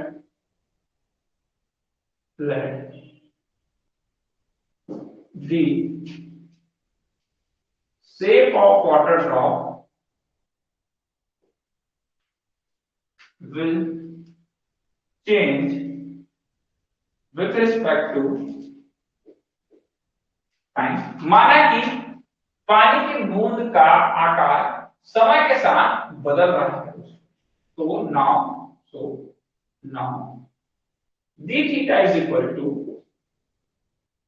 du dot dt upon dy। ये मैं पहले भी कर सकता था और मैं इसको थोड़ा रुक के किया। Question number 1, question number 2। अभी लिखोगे नहीं कोई ना, पहले समझ लो, बहुत सारी चीजें बीच में लिखवानी मेरे को, उसके बाद लिखेगा। ध्यान सुनते चलना। अब क्या होगा सर, यहां से हम लोग को नया रिलेशन मिलेगा, d theta by dt is equal to du by dy। Sir ये क्या किया, मैं dt को इक्वेशन इक्वल के उस पार लिख दिया, तो मेरे पास एक नया इक्वेशन बन गया, d theta by dt is equal to du by dy। ठीक है, d theta by dt is equal to क्या निकल गया, du बाय dy। समझते चलना, बहुत इजी है। अब मुद्दे की बात में आते हैं, ये पूरा चीज हमको कहां पे दिखाई देता है? क्या सिर्फ फ्लूइड में दिखता है? नहीं, हमको सॉलिड में भी दिखता है। सॉलिड में कैसे दिखता है समझना। जब इंजीनियरिंग मैकेनिक्स हम लोग पढ़ते थे तो हम लोग कैसे पढ़ते थे, ऐसे वुडन ब्लॉक है जो जमीन से नीचे की ओर खसक रहा है, इसके अगेंस्ट एक फ्रिक्शनल फोर्स ऊपर की ओर लग रहा है, यस और नो। फिर उसको हम लोग क्या करते थे, दो कंपोनेंट में, वर्टिकल और हॉरिजॉन्टल कंपोनेंट में बांट देते थे, summation of F summation of F. थोड़ा आगे चले तो हम लोग सॉम के अंदर क्या पढ़े, समेशन ऑफ मूवमेंट। तीन चीजें पढ़ने लगे, तीन इक्वेशन बन गए, स्ट्रक्चर में तुम वही इक्वेशन देखते आ रहे, ठीक है, ये मैकेनिक्स से उठ जाता है। अब मैं उतना डेप्थ नहीं जाऊंगा क्योंकि वाला सेक्शन में कभी पढ़ाता नहीं। मुद्दे पे आते हैं कि यदि ये वुडन ब्लॉक नीचे की ओर जा रहा है तो इसको रजिस्ट करने में फ्रिक्शन आ रहा है, समझना सब। अब यदि मैं कहूं कि यहां पर ये इंजीनियरिंग मैकेनिक्स की कहानी थी, अब मैं सॉम की कहानी मानता हूं। अब यदि मैं कहूं कि अब तुम सॉन्ग पढ़ चुके हो ना तो मेरे को उतना हेडेक नहीं है। यदि मैं कहूं कि इस बॉडी में because of this force F, capital F, because of this force capital F, यहां पर पे दोस्तों रगड़ पैदा हो रही है फ्रिक्शन के कारण, जो कि इस बॉडी में डिफॉर्मेशन ला रही है। जबकि इंजीनियरिंग मैकेनिक्स में डिफॉर्मेशन होता था क्या बॉडी में, कभी भी याद करो फर्स्ट ईयर में हम लोग तो कभी नहीं पढ़े, ठीक है, फर्स्ट ईयर में। लेकिन यदि मैं कहूं कि इस बॉडी में डिफॉर्मेशन पैदा हो रहा है बिकॉज ऑफ दिस फोर्स, जो फोर्स उसको आगे खींच रहा है और फ्रिक्शन के अपोजिट लग रहा है, इन दोनों की वजह से इस बॉडी में डिफॉर्मेशन हो रहा है। तो डिफॉर्मेशन मेरे को क्या रिप्रेजेंट करेगा, क्योंकि इसमें टेंशन तो लग नहीं रहा है, बिल्कुल टेंशन क्या होता है जो दोनों तरफ से खींचे। कंप्रेशन तो लग नहीं रहा है, कंप्रेशन क्या होता है जो दोनों तरफ से दबाव डाले। इसमें लग क्या रहा है, इस अब ये दोनों सॉन्ग पढ़ चुके हो, फिर भी तुम लोग ये सोचे नहीं होंगे इस चीज को। बहुत बेसिक चीज है कि कैसे तुम अपने फर्स्ट ईयर की चीज को 8 सेमेस्टर तक खींचते हो। कुछ लोग जो इंजीनियरिंग के सिलेबस बनाते हैं कुछ सोच समझ के ही बनाते हैं, वो जब हम बहुत अच्छे से सारे सब्जेक्ट को पढ़ लेते हैं ना तब हमको समझ में आता अच्छा इसका रिलेशन यहाँ से निकलता है, और तब और ज्यादा अच्छा समझ में आता है जब अपन किसी को पढ़ाते हैं। इवन हम भी इतना डेप्थ में नहीं जाते, जब हम तुमको पढ़ाते हैं हमको तुमको समझाना पड़ता है, देखो तुम वहां से इसको खींचो इस तरीके से तो तुमको समझ में आएगा। तो इंजीनियरिंग मैकेनिक्स में जिसको हम रिजिड मान रहे थे, यदि उस बॉडी में मैं डिफॉर्मेशन एज्यूम कर दूं, जो कि मैंने फर्स्ट क्लास एफएम में बोला था कि हम सॉम में डिफॉर्मेशन एज्यूम करते हैं, मैं डिफॉर्मेशन को यहाँ एज्यूम कर लूं तो ऑब्वियस सी बात है डिफॉर्मेशन में को क्या दिखाएगा। पहले यूनिट सॉम का पहला यूनिट क्या है, simple stress strain. Simple stress strain मतलब कंप्रेशन, टेंशन, सडन लोडिंग इस तरीके, ये सिंपल स्ट्रेस स्ट्रेन आती है। नाउ अब मेरी बॉडी में कोई कंप्रेशन, कोई टेंशन, कोई सडन लोडिंग नहीं आ रही है, तो फिर क्यों मेरे में डिफॉर्मेशन आ रहा है? इसका कारण दो हो सकता है, आइदर बीरिंग और शीयरिंग। यहां पर के दोस्तों हमको दिखाई देता है शियर। इस फ्रिक्शन को ही हम क्या बोल देते हैं, जो सरफेस के साथ लगता है, जो मैंने तुमको पढ़ाया, या एग्जांपल मैं हमेशा लेता हूं, एक पार्टिकल दोनों के बीच रगड़ लगा, सेम ये सरफेस और ये बॉडी, इन दोनों के बीच जो रगड़ पैदा हुआ जिसकी वजह से यदि डिफॉर्मेशन नहीं आता तो ये इंजीनियरिंग मैकेनिक्स में क्या कहलाता, फ्रिक्शन। पर यदि डिफॉर्मेशन आ रहा है तो ये क्या कहलाता, shear stress. What is tau? Tau is this shear,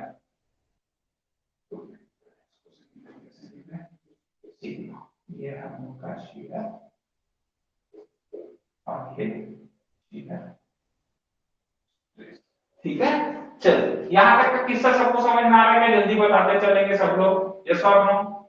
ठीक है, यहां तक किस्सा सभी को समझ में आ रहा है। अब ध्यान से सुनना दोस्तों, समझते चलना जो चीज समझा रहा हूं। यहां पर जो टाउ था ये बताता था डिफॉर्मेशन आना इस बॉडी में। सेम चीज यहां पे भी हो रहा है। मैंने एक फोर्स लगाया था इस फ्लूइड पार्टिकल को, समझते चलना सब, ठीक है? मैंने फोर्स लगाया इस फ्लूइड पार्टिकल को, और ये फ्लूइड पार्टिकल मोशन में है। जिस मोशन को मैं कुछ इस तरीके से रिप्रेजेंट कर रहा हूं कि इस फ्लूइड पार्टिकल की बॉडी की हाइट होगी dy, जो समय के साथ चेंज होगी y होगी, सॉरी, जो समय के साथ बदल रही थी, मैंने इसको कह दिया dy। जिस वेलोसिटी के साथ ये x एक्सिस में आगे बढ़ रही है u था, समय के साथ ये वेलोसिटी भी चेंज होगी बिकॉज़ ऑफ सम फ्रिक्शन और विस्कोसिटी, जो आगे चल के समझेंगे कि ये du हो गया। किस प्रकार का चेंज आया वो हमने इस सेक्शन, इस क्रॉस सेक्शन में देखा हमने कि dy का मान, ये देखो आगे चलते चेंज होना शुरू हुआ because of du dot dt। जो चेंज आया इस ये लाइन खसक के यहां पहुंच गई दोस्तों। मैं दौड़ते दौड़ते से झुक गया आगे, ये लाइन खसक के यहां पहुंच गई। तो इस शेप में जो डिस्टॉर्शन आया इसको मैंने रिप्रेजेंट किया बाय दी थीटा, जो एंगल चेंज हुआ। ये वाला लाइन, ये वाला एक नंबर लाइन नाउ 1 डैश पे पहुंच गया। 1 नंबर का लाइन नाउ 1 डैश के रूप में आ गया, कुछ इस तरीके से झुक गया। जो झुकाव हुआ वो थीटा के रूप में जाना गया। थीटा को जब मैंने इक्वेशन के रूप में लिखा है तो मेरे पास एक इक्वेशन आया d theta by dt is equal to du by dy। आगे चलकर इसको समझाऊंगा क्या है d थीटा बाय dt क्या है, du बाय dy क्या है। du आगे चल के समझ 2 सेकंड में समझाता हूं, पहले इधर जो मुद्दा है उसको सीखना। अब मेरे पास जो यहां पे शियर स्ट्रेस आया है दोस्तों, ठीक है, शियर स्ट्रेस तो समझ में आ रहा है, थोड़ा बहुत तुम लोगों को कि नहीं आ रहा है, बुद्धि में घुसता है थोड़ा, जल्दी बताओ आगे। ठीक है, यहां पर जो मेरे पास शियर स्ट्रेस आ रहा है दोस्तों, वही शियर स्ट्रेस तो मेरे को यहां पर भी क्या हो रहा है, दिखाई दे रहा है। कैसे सर? हमको तो नहीं दिख रहा है, तुम लोगों को दिख रहा है क्या शियर स्ट्रेस के रूप में कोई चीज? जल्दी बताओ, कैसे जाने तुम यहाँ पे शियर स्ट्रेस अप्लाई हो रहा है? तुम लोग सोचो, जल्दी बताओ, कैसे जाने तुम लोग यहाँ पर पे शियर स्ट्रेस अप्लाई हो रहा है दोस्तों?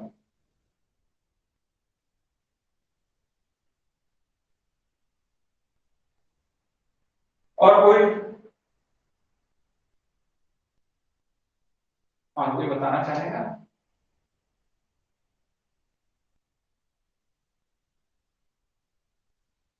सोचो सोचो, तुम लोग सोचो और मेरे को बताओ। सोचो और बताओ कि शियर स्ट्रेस कैसे आ रहा है यहाँ पे? क्यों आया शियर स्ट्रेस? अच्छा, यहाँ पे मैंने शियर स्ट्रेस कैसे आया, कैसे बताया, जल्दी बताओ, कोई भी बताओ। यहाँ पर पे मैं कैसे बोल सकता था शियर स्ट्रेस आया? अभी से बोलो, 2 सेकंड पहले सोचो, बताओ कैसे बोल सकता हूँ कि शियर स्ट्रेस आया वहां पे इस ब्लॉक में दोस्तों शियर। हाँ बोलो बोलो बोलो सर। बिल्कुल सही। जब ब्लॉक का शेप चेंज हुआ बिकॉज ऑफ सम फोर्स, तो हमने क्या कहा इसको? Shear stress sir. यस और नो? बोला हमने क्या इसको सर? Shear stress. वैसे इस वाटर ड्रॉप में जब कोई चीज का शेप चेंज होगा इस वाटर ड्रॉप का, तो वो चेंज इन शेप किसकी वजह से हो सकता है दोस्तों? चांस क्या है उसमें चेंज होने का?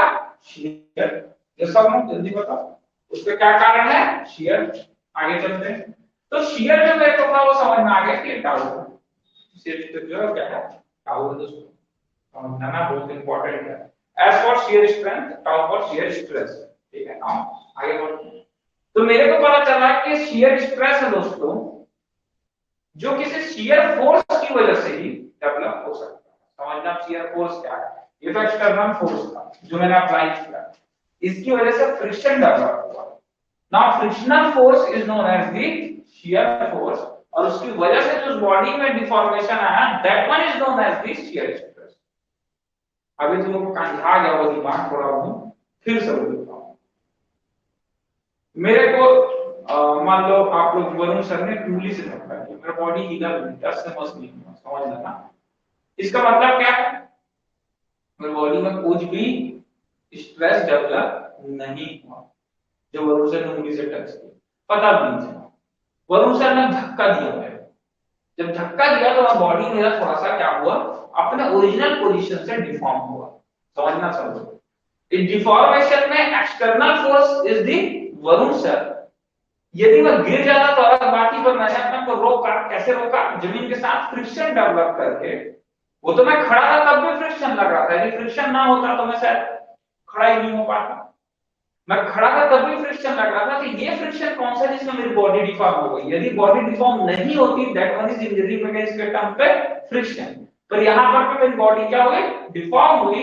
जब मेरी बॉडी डिफॉर्म हुई तब यही फ्रिक्शन क्या बन गया मेरे लिए? जल्दी बताओ। शियर फोर्स बन गया। ठीक है, यही डिफॉर्मेशन मेरे लिए क्या बना? शियर फोर्स, ना स्ट्रेस ना, शियर फोर्स बना। अब इस शियर फोर्स की वजह से मेरी बॉडी क्या होगी? आगे की ओर झुक गई। यदि ये नहीं रहता शियर फोर्स तो मैं क्या होता? मुंह के ऊपर आगे गिर जाता।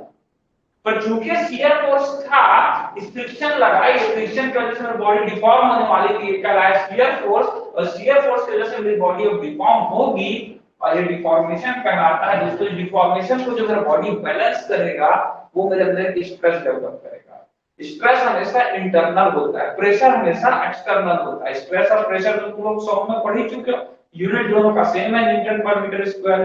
ठीक है, but pressure is external force की वजह से, और स्ट्रेस हमेशा इंटरनल। अब मेरी बॉडी को अपने आप को मेंटेन करना, फिर से वरुण सर को धक्के से बचने के लिए मेरी बॉडी ने फ्रिक्शनल फोर्स के अगेंस्ट इंटरनल स्ट्रेस डेवलप किया। चूंकि ये फोर्स शियर फोर्स था, तो अब इसके अगेंस्ट मेरे अंदर एक स्ट्रेस डेवलप हुआ जो कि मेरे बॉडी को फिर से हीट करके मेंटेन करने वाला है। That one is known as the shear stress. क्या मेरी बात सबको समझ में आई? What is shear stress? Clear है क्या भैया सबको? ठीक है, तो अभी मेरे पास शियर स्ट्रेस है दोस्तों, और शियर स्ट्रेस को समझने का सबसे आसान चीज है यहाँ पर पे मौजूद थीटा। यदि मैं न्यूटन के रूल ऑफ कंटिन्यूम कॉन्सेप्ट से जाऊं तो dy का मान कभी चेंज नहीं होना चाहिए, but now dy is changed because of this theta।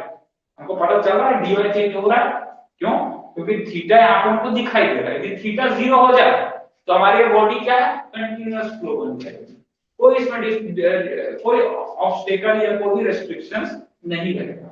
अब चूंकि मेरे यहाँ पर थीटा दिखाई दे रहा है दोस्तों मेरे को, तो मैं इसको कैसे लिख सकता हूँ? देखेंगे ध्यान से, मैं ना समझाते थोड़ा ज्यादा फ्लो में आगे बढ़ जाता हूँ, कुछ बच्चे लोग आर पार हो जाते हैं। बहुत प्यार से डेप्थ में सुनना, ठीक है? तुमको हम पढ़ाएंगे 50 को, कंटेंट बहुत देंगे, लिखाएंगे भी बहुत, पर मूल आधार एफएम का क्या? बेस, जिससे तुम बाकी की चीजें डील कर सको। मैं तुमको बहुत इजीली समझा दूंगा। जैसे हाइड्रो पढ़ाया हूँ बिल्कुल वैसे तुम में से बहुत लोग हाइड्रो 50 जगह पढ़ डालोगे, और जो तुमको मैं हाइड्रो पढ़ाया वो तुमको पूरा बेस क्रिएट कर देगा। What is fine index, W index कैसे काम करता है, कैसे हॉट हाउस इन्फिल्ट्रेशन कब से निकल के आता है, तुमको एकदम क्रिस्टल क्लियर होगा यदि घर में जाकर उस कॉपी को एक बार पढ़ो। हो सकता है तुमने 50 जगह पढ़ा हो, पर वो तुमको बताएगा कि कहां से क्यों उसको उपयोग किया गया, कहां से वो आया, और उससे हम क्या क्या चीजें अलग करके निकाल सकते हैं। वैसे यहाँ तक में भी तुम सीख जाओगे। मैं भी इससे ज्यादा चीजें तुमको कहीं और देखने मिले, पर मेरा काम है बेस बताना। तो इस शियर स्ट्रेस को न्यूटन बोलते हैं tau is directly proportional to the d theta by del theta by del t. ये टाउ क्या होगा? डायरेक्टली प्रोपोर्शनल दोस्तों del theta by del t. अब यहां पर कोई मैं पहले तुमको इन दोनों से पार्ट से इंट्रोड्यूस कराता हूं। What is del theta by del t and what is del u by del y? Del u by del y है दोस्तों u for velocity. U for, मैं तुमको सिखाया वेलोसिटी की वजह से जब तक गतिमान नहीं होगा, जब तक आगे नहीं बढ़ा वरुण सर के धक्का से, तब तक मेरे बॉडी पर डिफॉर्मेशन आया कि नहीं आया? जल्दी बताओ, आएगा कि नहीं आएगा? जब तक मैं धक्का पड़ेगा नहीं तब तक मेरे बॉडी में डिफॉर्मेशन नहीं आएगा सर। जब मेरे बॉडी में मोशन आएगा तभी मेरे बॉडी में क्या आने का चांस होगा? डिफॉर्मेशन आने का चांस होगा दोस्तों। समझते चलना बहुत इजी चीज है। उस वजह से ये डेल यू क्या है? चेंज इन वेलोसिटी, जो मोशन लाएगा, जिसके मान में लगातार चेंज आएगा with respect to change in velocity with respect to dimension of that body, which is known as velocity gradient। इसे हम क्या बोलते हैं दोस्तों? आज से याद रखना, velocity gradient। ठीक है, जबकि del theta by del t हमको क्या बताता है? Del theta by del t हमको क्या बताता है? जल्दी बताओ, बोलो बोलो, थीटा क्या बताता है ये बताओ दोस्तों। थीटा क्या बताता है? थीटा क्या बताता है? Deformation with respect to time. तो हम यहां लिखेंगे del theta by del t क्या बताएगा? चेंज इन, और देखो एंगल बना रहा है, change in angular deformation with respect to time।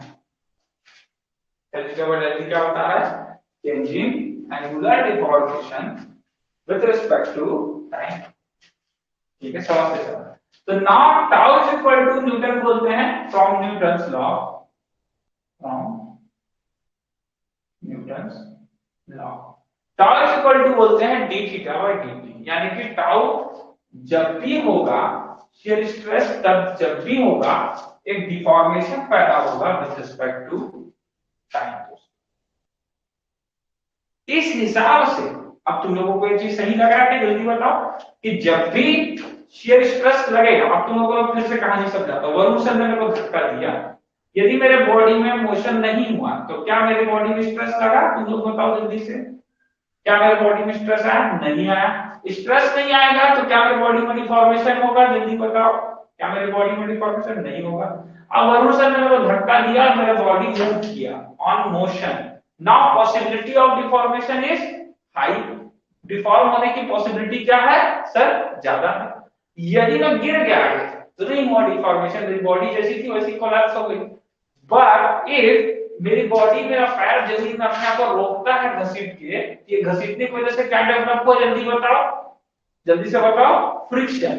ये फ्रिक्शन, यदि बॉडी में डिफॉर्मेशन नहीं आता, जैसा था वैसे ही ऐसे घिसता था, तो ये क्या कहलाता? फ्रिक्शन कहलाता। बट मेरी बॉडी आगे झुक गई, नाउ मेरे बॉडी में क्या आ गया? जल्दी से बताओ, डिफॉर्मेशन आ गया। तब ये फ्रिक्शन ना कहला के क्या कहलाने लग गया? Shear force. शियर फोर्स जो लगा उसकी वजह से मेरी बॉडी अब अपने आप को बैलेंस करेगी। फोर्स अप्लाई हो रहा है मेरी बॉडी के अंदर, एक्सटर्नल फोर्स, तो उसके अगेंस्ट मेरी बॉडी क्या होगी? रेजिस्टेंस डेवलप करेगी। That one is known as shear stress, internal stress. क्या मेरी बात सबको समझ में आ रही? हाँ की नाम बोलेंगे भैया लोग, क्लियर है? तो ये जो internal stress, shear stress develop हुआ, ये चीज बता रहा है deformation with respect to time. यहां तक सब सही चल रहा था, ये न्यूटन का रूल है और ये बिल्कुल सही भी बैठ रहा था। फिर मुद्दा गर्म हुआ।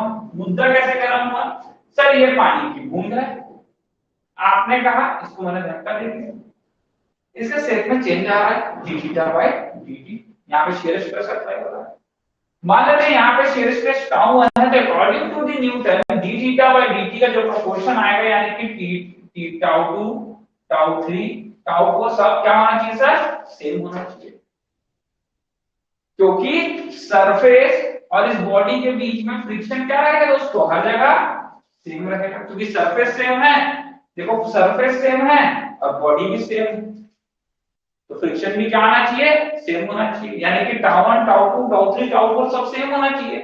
But in case of fluid mechanics, fluid के केस में हमको समझ में आया कि सिर्फ इस बॉडी, जैसे कि मेरी बॉडी थी, तो मेरे बॉडी और सरफेस के बीच में फ्रिक्शन लगा, लेकिन फ्लूइड के केस में हमको बाद में समझ में आया कि सिर्फ इस बॉडी और इस सरफेस के बीच फ्रिक्शन नहीं लग रहा सर, इस बॉडी के अंदर खूब सारे पार्टिकल्स हैं, लेयर्स, उन लेयर के बीच में फ्रिक्शन लग रहा है। क्या मेरी बात सभी को समझ में आ रही है? यस और नो जल्दी बताएंगे, क्या मेरी बात सबको? यदि इस बॉडी की, इस फ्लूइड बॉडी की जगह मैं होता, तो मेरा इस जमीन के साथ हमेशा फ्रिक्शन इक्वल होता, तो मेरा टाउ 1 टाउ 2 टाउ 3 टाउ 4 सब क्या आता? सेम आता। ठीक है, क्लियर हो रहा है सबको? बट चूंकि यहां पर मैं बॉडी, फ्लूइड है, तो फ्लूइड का इस सरफेस के साथ क्या हो रहा है? फ्रिक्शन लग रहा है, वो तो सेम आएगा, कोई इशू नहीं है, वो शियर भी सेम आएगा। बट यहाँ पे शियर एक और वजह से लग रहा है, किनकी वजह से? इन लेयर का आपस में एक दूसरे की वजह से। अब क्या होगा कि ऊपर का लेयर नीचे की लेयर से फ्रिक्शन खाएगा, नीचे का उसके नीचे और उसके नीचे का सबसे नीचे से, तो क्या होगा? नीचे का लेयर के ऊपर, ऊपर के लेयर फ्रिक्शन खा खा के कुछ इस तरीके से फ्लूइड की बॉडी आगे की वो छूट जाएगी, और धीरे धीरे फ्लूइड की बॉडी लगातार अपना शेप चेंज करते जाएगी, लगातार अपना क्या करते जाएगी? शेप चेंज करते जाएगी। इस वजह से मेरे को समझ में आया कि now In case of fluid mechanics, tau 1 is not equal to tau 2 is not equal to tau 3 not equal to tau 4 then so on. ये नहीं हो सकता, ये directly proportional sign apply ideal case के छोड़े बाकी जगहों पे नहीं हो सकता। तो कब होगा सर ये अप्लाई? तो फिर इसको कैसे अप्लाई करें न्यूटन के लॉ को? तो न्यूटन के लॉ को उन लेयर्स में अप्लाई करने के लिए हम एक तरीका अपनाए, हमने कांस्टेंट यूज करना शुरू किया कि tau is equal to mu, directly proportional का साइन हटा दिया, नया चीज यूज किया, tau is equal to mu into du by dy। Now what is mu किया? अब पैदा हुआ न्यूटन के द्वारा नया चीज, यहां पर उन्होंने पहली बार बोला here mu is the dynamic viscosity. पहली बात अभी यहां का समझो, डायनेमिक वर्ड में समझाऊंगा थोड़ी देर बाद, पर यहां तक क्या सभी को समझ में आया कैसे विस्कोसिटी का जन्म हुआ? सबको क्लियर है भैया? लोग जल्दी बताएंगे फटाक से, बोलो कोई डाउट कहीं पे कोई समस्या लग रहा हो, एक बार इस कहानी को बोल के देखो अपने अपने मन में, सब लोग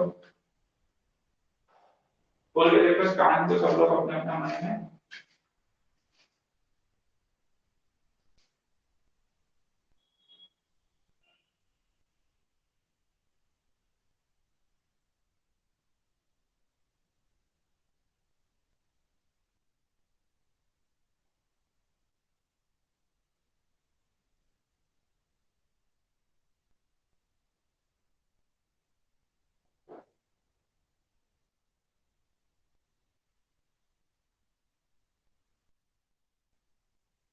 हाँ सर, इसको बोलेंगे एक बार बोलिए सर।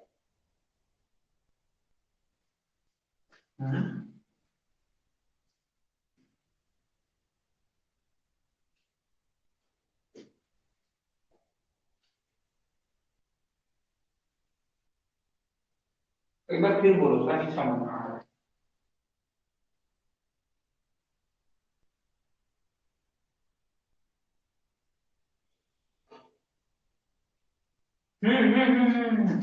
पार्टिकल के अंदर जो लेयर्स थे उनके बीच में जो फ्रिक्शन हो रहा था, फ्लूइड के पार्टिकल में ही फ्रिक्शन जो होगा उस फ्रिक्शन को हम बोलने वाले हैं क्या चीज? विस्कोसिटी। डायनेमिक क्या होता है थोड़ी देर बाद समझाऊंगा, ठीक है? डायनेमिक क्या होता है थोड़ी देर बाद समझाऊंगा।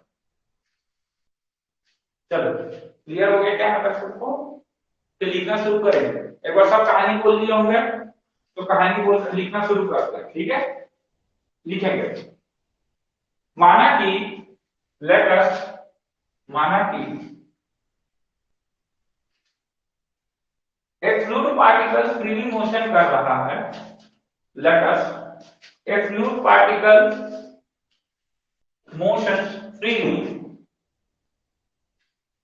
माना कि फ्लूइड पार्टिकल फ्रीली मोशन कर रहा है, इस मोशन के दौरान, नहीं नीचे रख लेना, इस मोशन के लिए, इस मोशन के लिए, इस मोशन के लिए फ्लूइड पार्टिकल में कोई एक्सटर्नल फोर्स लगाया गया होगा, फ्लूइड पार्टिकल में कोई एक्सटर्नल फोर्स लगाया होगा जिसे हम F से डिनोट करते हैं, कैपिटल F, जिसे हम कैपिटल F से डिनोट करते हैं। हो गया? लिख लो, ठीक है? इंग्लिश में लिखेंगे, इंग्लिश में लिखेंगे for the motion of this fluid particle, for the motion of this fluid particle some external force is responsible, some external force is responsible which is denoted by capital F. For the motion of this fluid particle some external force is responsible which is denoted by capital F, जिसे आप किससे denote करते हैं? Capital F से denote करते हैं। Now next one, next one,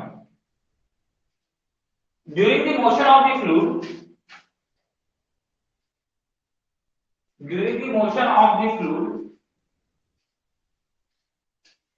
a frictional force developing between during the motion of the fluid,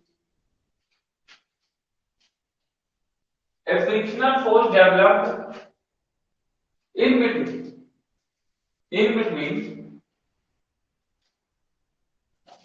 surface and body of fluid. The frictional force developed in between surface and body of the fluid.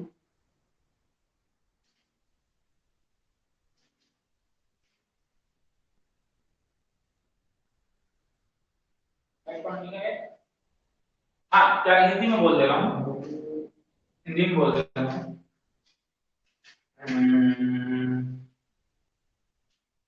हाँ, इस English में क्या बोला था, एक बार बताओ paragraph को, पहले पॉइंट को बताओ बस। इंग्लिश में क्या बोला था, कोई भी बोल दो, इंग्लिश में लिखा होगा।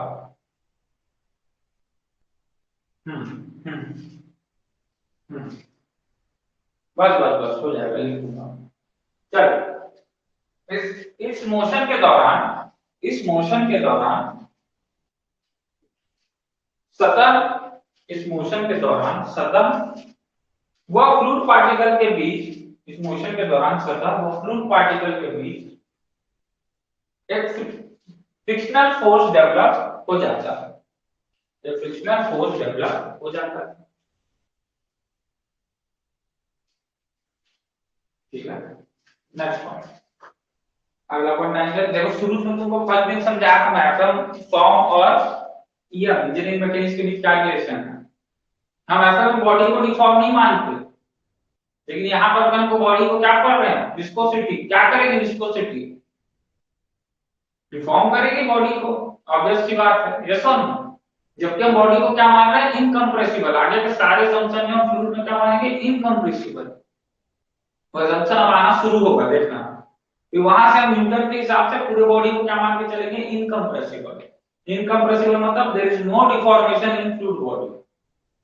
पर अभी शुरुआत है तो उसको डील कर रहे हैं, ठीक है, समझना है, बहुत इंपॉर्टेंट है, इसी को तुमको पहले दिन सिखाया था। नाउ नेक्स्ट पॉइंट में आते हैं,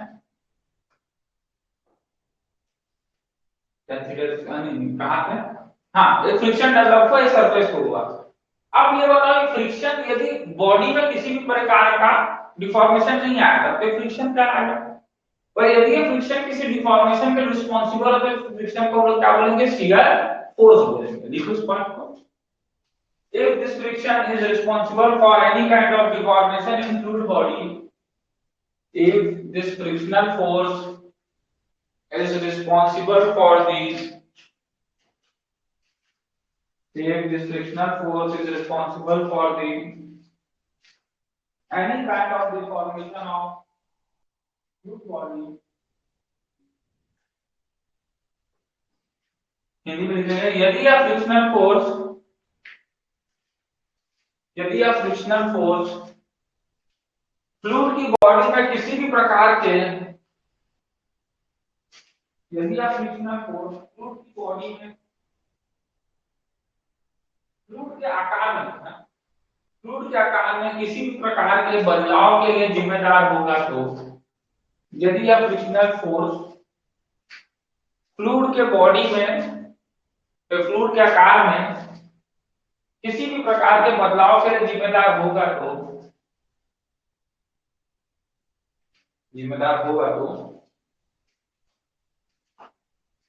इसे हम शियर फोर्स कहेंगे, इसे हम शियर फोर्स कहेंगे।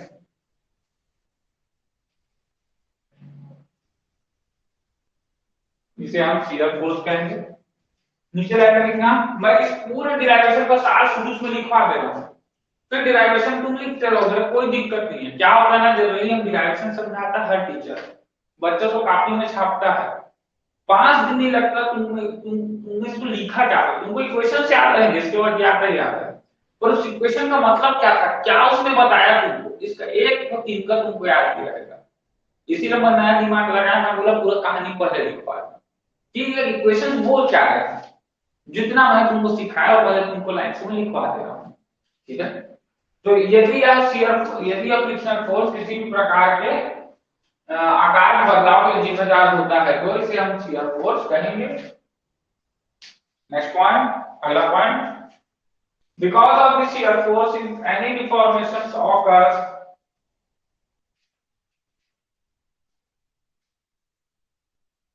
because of this shear force, because of this shear force, if any kind of deformation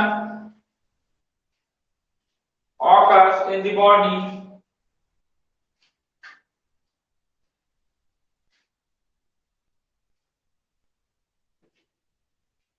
any kind of deformation occurs in the body, comma, and body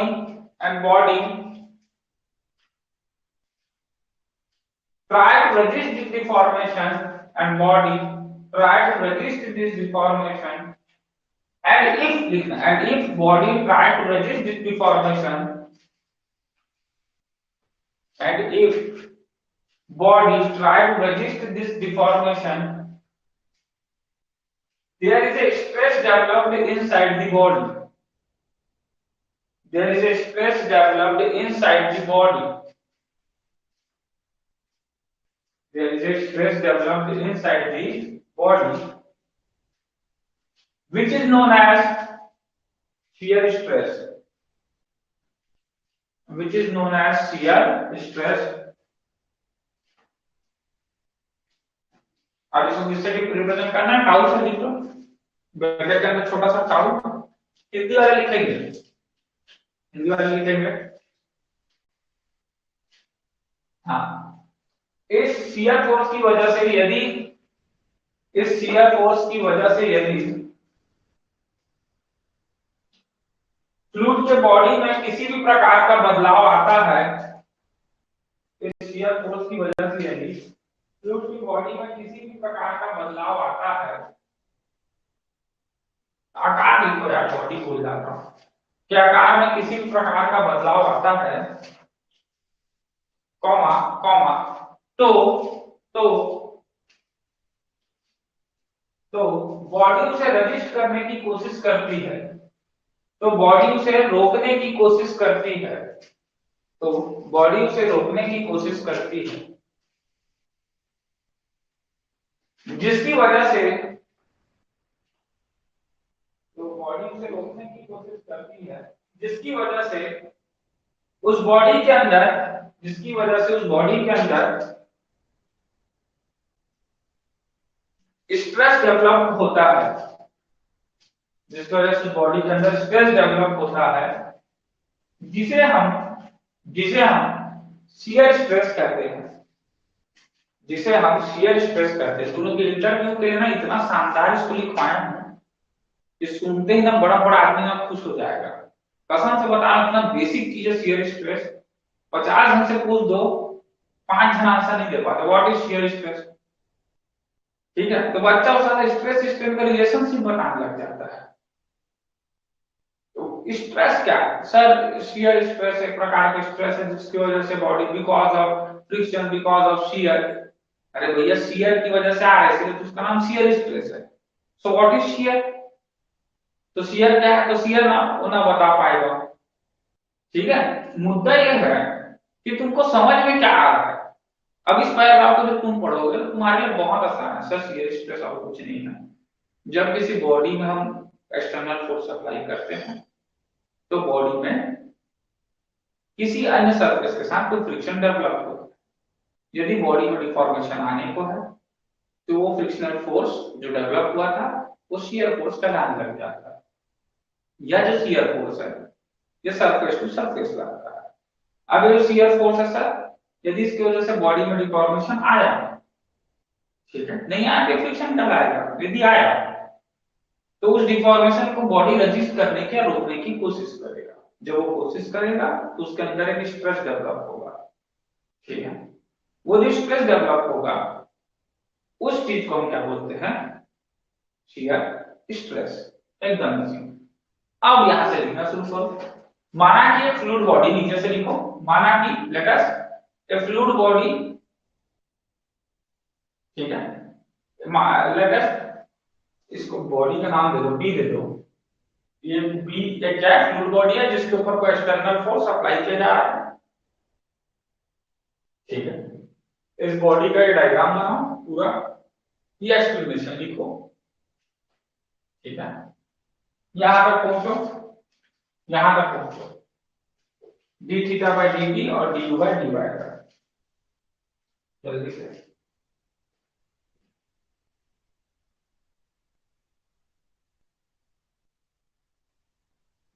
तुमने सिर्फ हाइड्रोलॉजी 15-20 लोग पढ़े हो, notes गिनती के 6-7 लोग भेजे हो, यदि तुम लोग मेरे को अपने अच्छे नोट्स नहीं भेजोगे, ठीक है। हालांकि मेरे को ठीक ठाक नोट्स मिल गया, कुछ बच्चे इतना शानदार बनाए हैं कि यकीन ही नहीं हो रहा है कि इतना सॉलिड हम लोग हाइड्रोलॉजी पढ़े हैं, ठीक है। पर मेरे को लगता है सारे बच्चे भेजते तो मेरे को और अच्छा कंटेंट मिलता, तो मैं अगले बैच को और इन्फॉर्म पढ़ा पाऊंगा।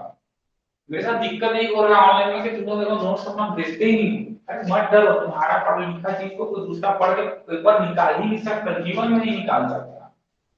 तुम्हारा लिखा चीज तुमको ही पढ़ाएगा। हमारे घर कभी मत सोचो तुम्हारे फोटो कॉपी को पढ़ के कोई दूसरा बच्चा बैठा, ये बिल्कुल लॉजिकल नहीं है ना, कभी भी मतलब। और ये ओपन माइंडसेट का एग्जांपल भी नहीं है कि तुम कॉम्पिटिटर हो तो कंपटीशन को फेयरली खेलो, कोई डरो मत सब चीजों से। चलो खैर छोड़ो। हाँ, तुम्हारे शॉर्ट नोट्स हैं, तुम लोग फॉर्मूला चार्ट बुक बनाते हो, वो सब तुम रखो अपने पास, वो मन नहीं कोई मांगता तुमसे, ठीक है। जो मेन थ्योरी नोट्स है उसमें कोई समस्या नहीं, कोई नहीं खा लेगा तुम्हारा। चलो लिख लिए ना, यहाँ पे देखो d theta by D t क्या है, change in angular deformation with respect to time, change in angular deformation with respect to time. D by D y क्या है, वेलोसिटी ग्रेडियंट है, डी बाई डी वाई क्या है, velocity gradient, और d theta by D t क्या है, change in angular deformation with respect to time.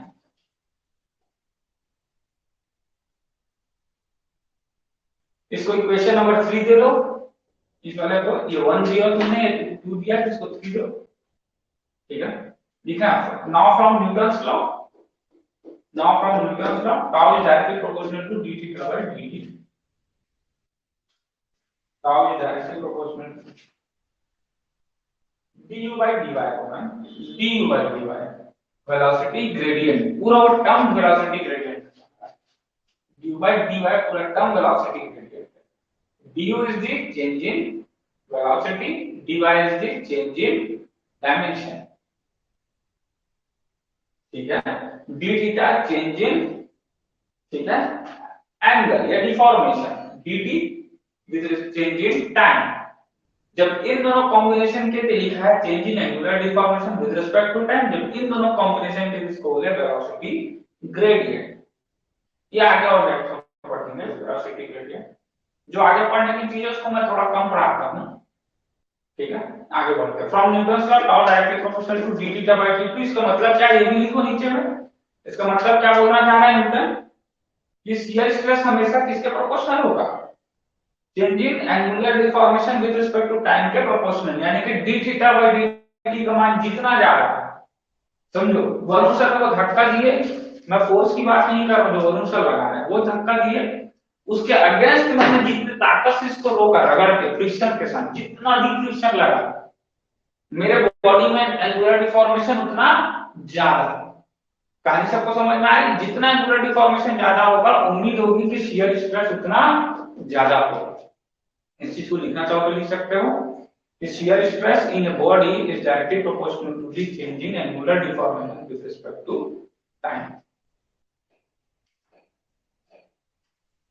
ठीक है। इसलिए सब लोग अब यहां तक का लिखने के बाद इसकी इक्वेशन नंबर दे लो 4, ये 3 था, यहां 4 दे दो।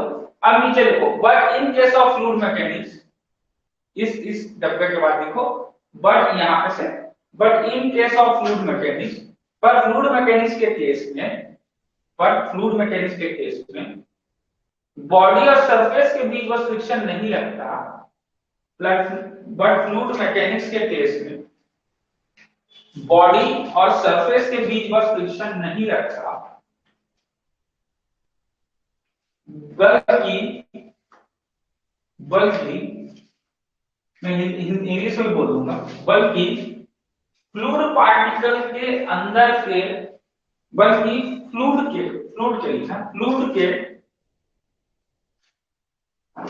बल्कि फ्लूइड के इंटरनल लेयर्स के बीच भी बल्कि फ्लूइड के इंटरनल लेयर्स के बीच भी शियर या फ्रिक्शन लगता है।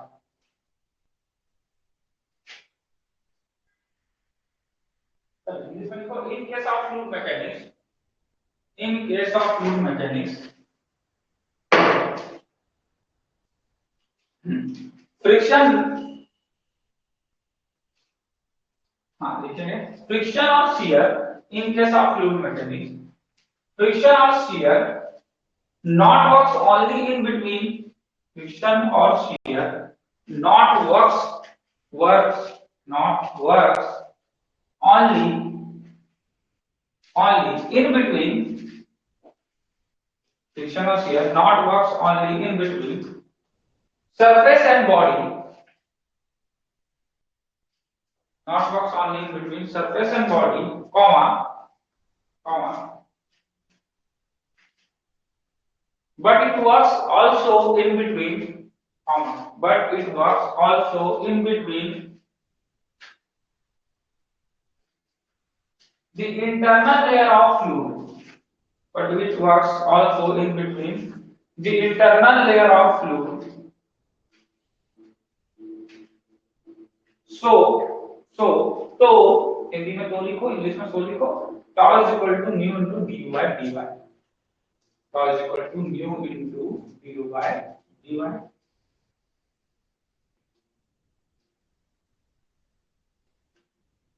tau is equal to mu into du by dy।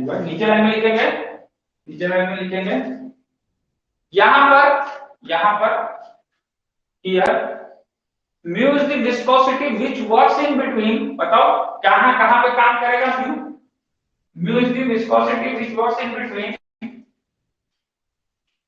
mu is the viscosity which works in between the layers of fluid, mu is the viscosity which works in between the layers of,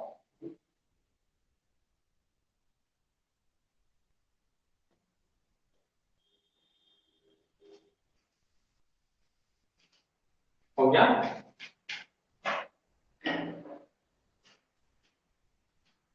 बता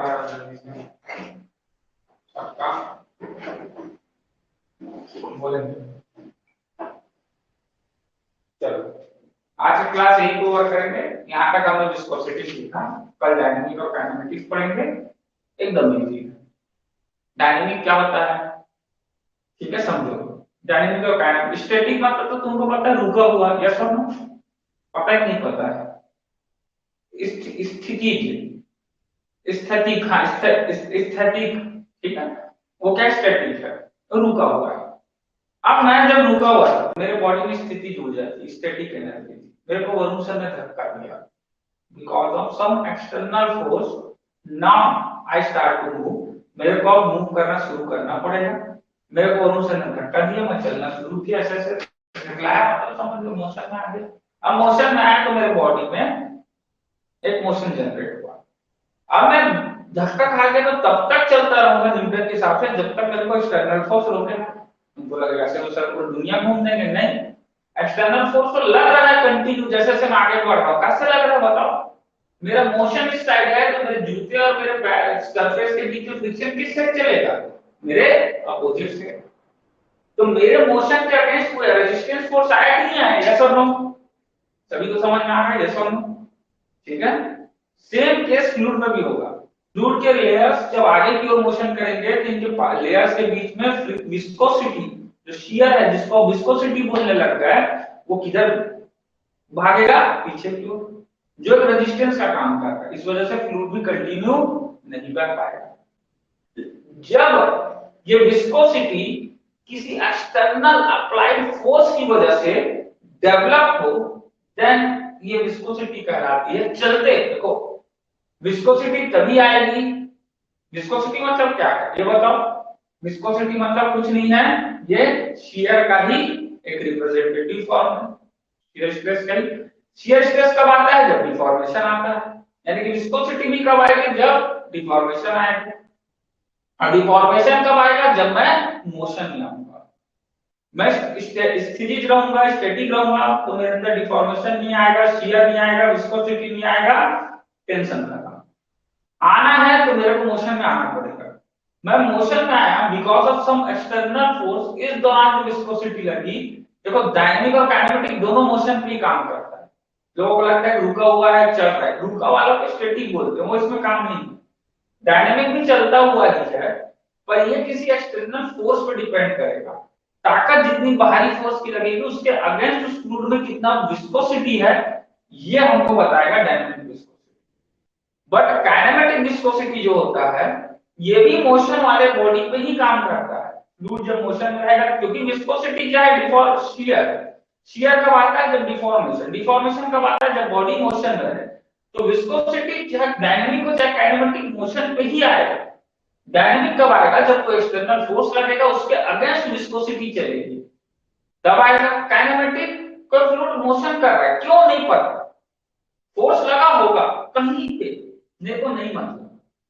अभी fluid motion कर रहा है, इस motion के साथ ही कितनी दूर जा सकता है, इसको जो रजिस्ट कर रहा है नॉर्मल मोशन के दौरान, उस विस्कोसिटी को बोलेंगे काइनेमेटिक विस्कोसिटी, जिसमें फोर्स की डिपेंडेंसी नहीं होगी।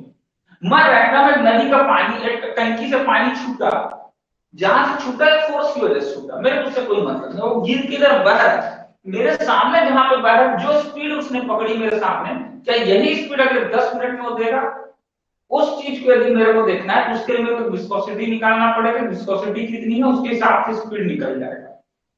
तो विस्कोसिटी मेरे को पता चल गया फ्लूइड की कि इस जगह में इतनी विस्कोसिटी है, आगे कितनी होगी। यदि मैं विस्कोसिटी को डील करूं, पीछे फोर्स को भूल जाऊं, तो ये कहलाएगी काइनेमेटिक विस्कोसिटी। यदि उस फोर्स को कैलकुलेट कर लूं, उसकी वजह से जो विस्कोसिटी में चेंजेस आ रहे हैं उसको डील करूं, तो वो कहलाएगी डायनेमिक विस्कोसिटी। इजी? क्लियर सबको? फिर इसको पढ़ेंगे दोस्तों। इंट्रोडक्शन थोड़ा लंबा जाएगा, 5 से 6 दिन का 2 क्लास आपका ऑलरेडी हो चुका है, तीसरा क्लास है F1 का। 3 दिन कम से कम ये फर्स्ट यूनिट चलेगी फ्लूइड प्रॉपर्टी, और 3 दिन, ठीक है। 3 दिन में फिर ये खत्म हो जाएगा, फर्स्ट यूनिट खत्म आपका। खटाक से सेकंड शुरू करेंगे। सेकंड बहुत इजी है, सेकंड थर्ड यूनिट बहुत आसान है दोस्तों, ठीक है। जल्दी जल्दी होगा, इस बार करेंगे खत्म। F1 कोशिश करूंगा पूरा नहीं पढ़ा, फिर 2 का इसका सॉल्व मैथ्स आपस में मिलकर लेंगे आपका। जब रखो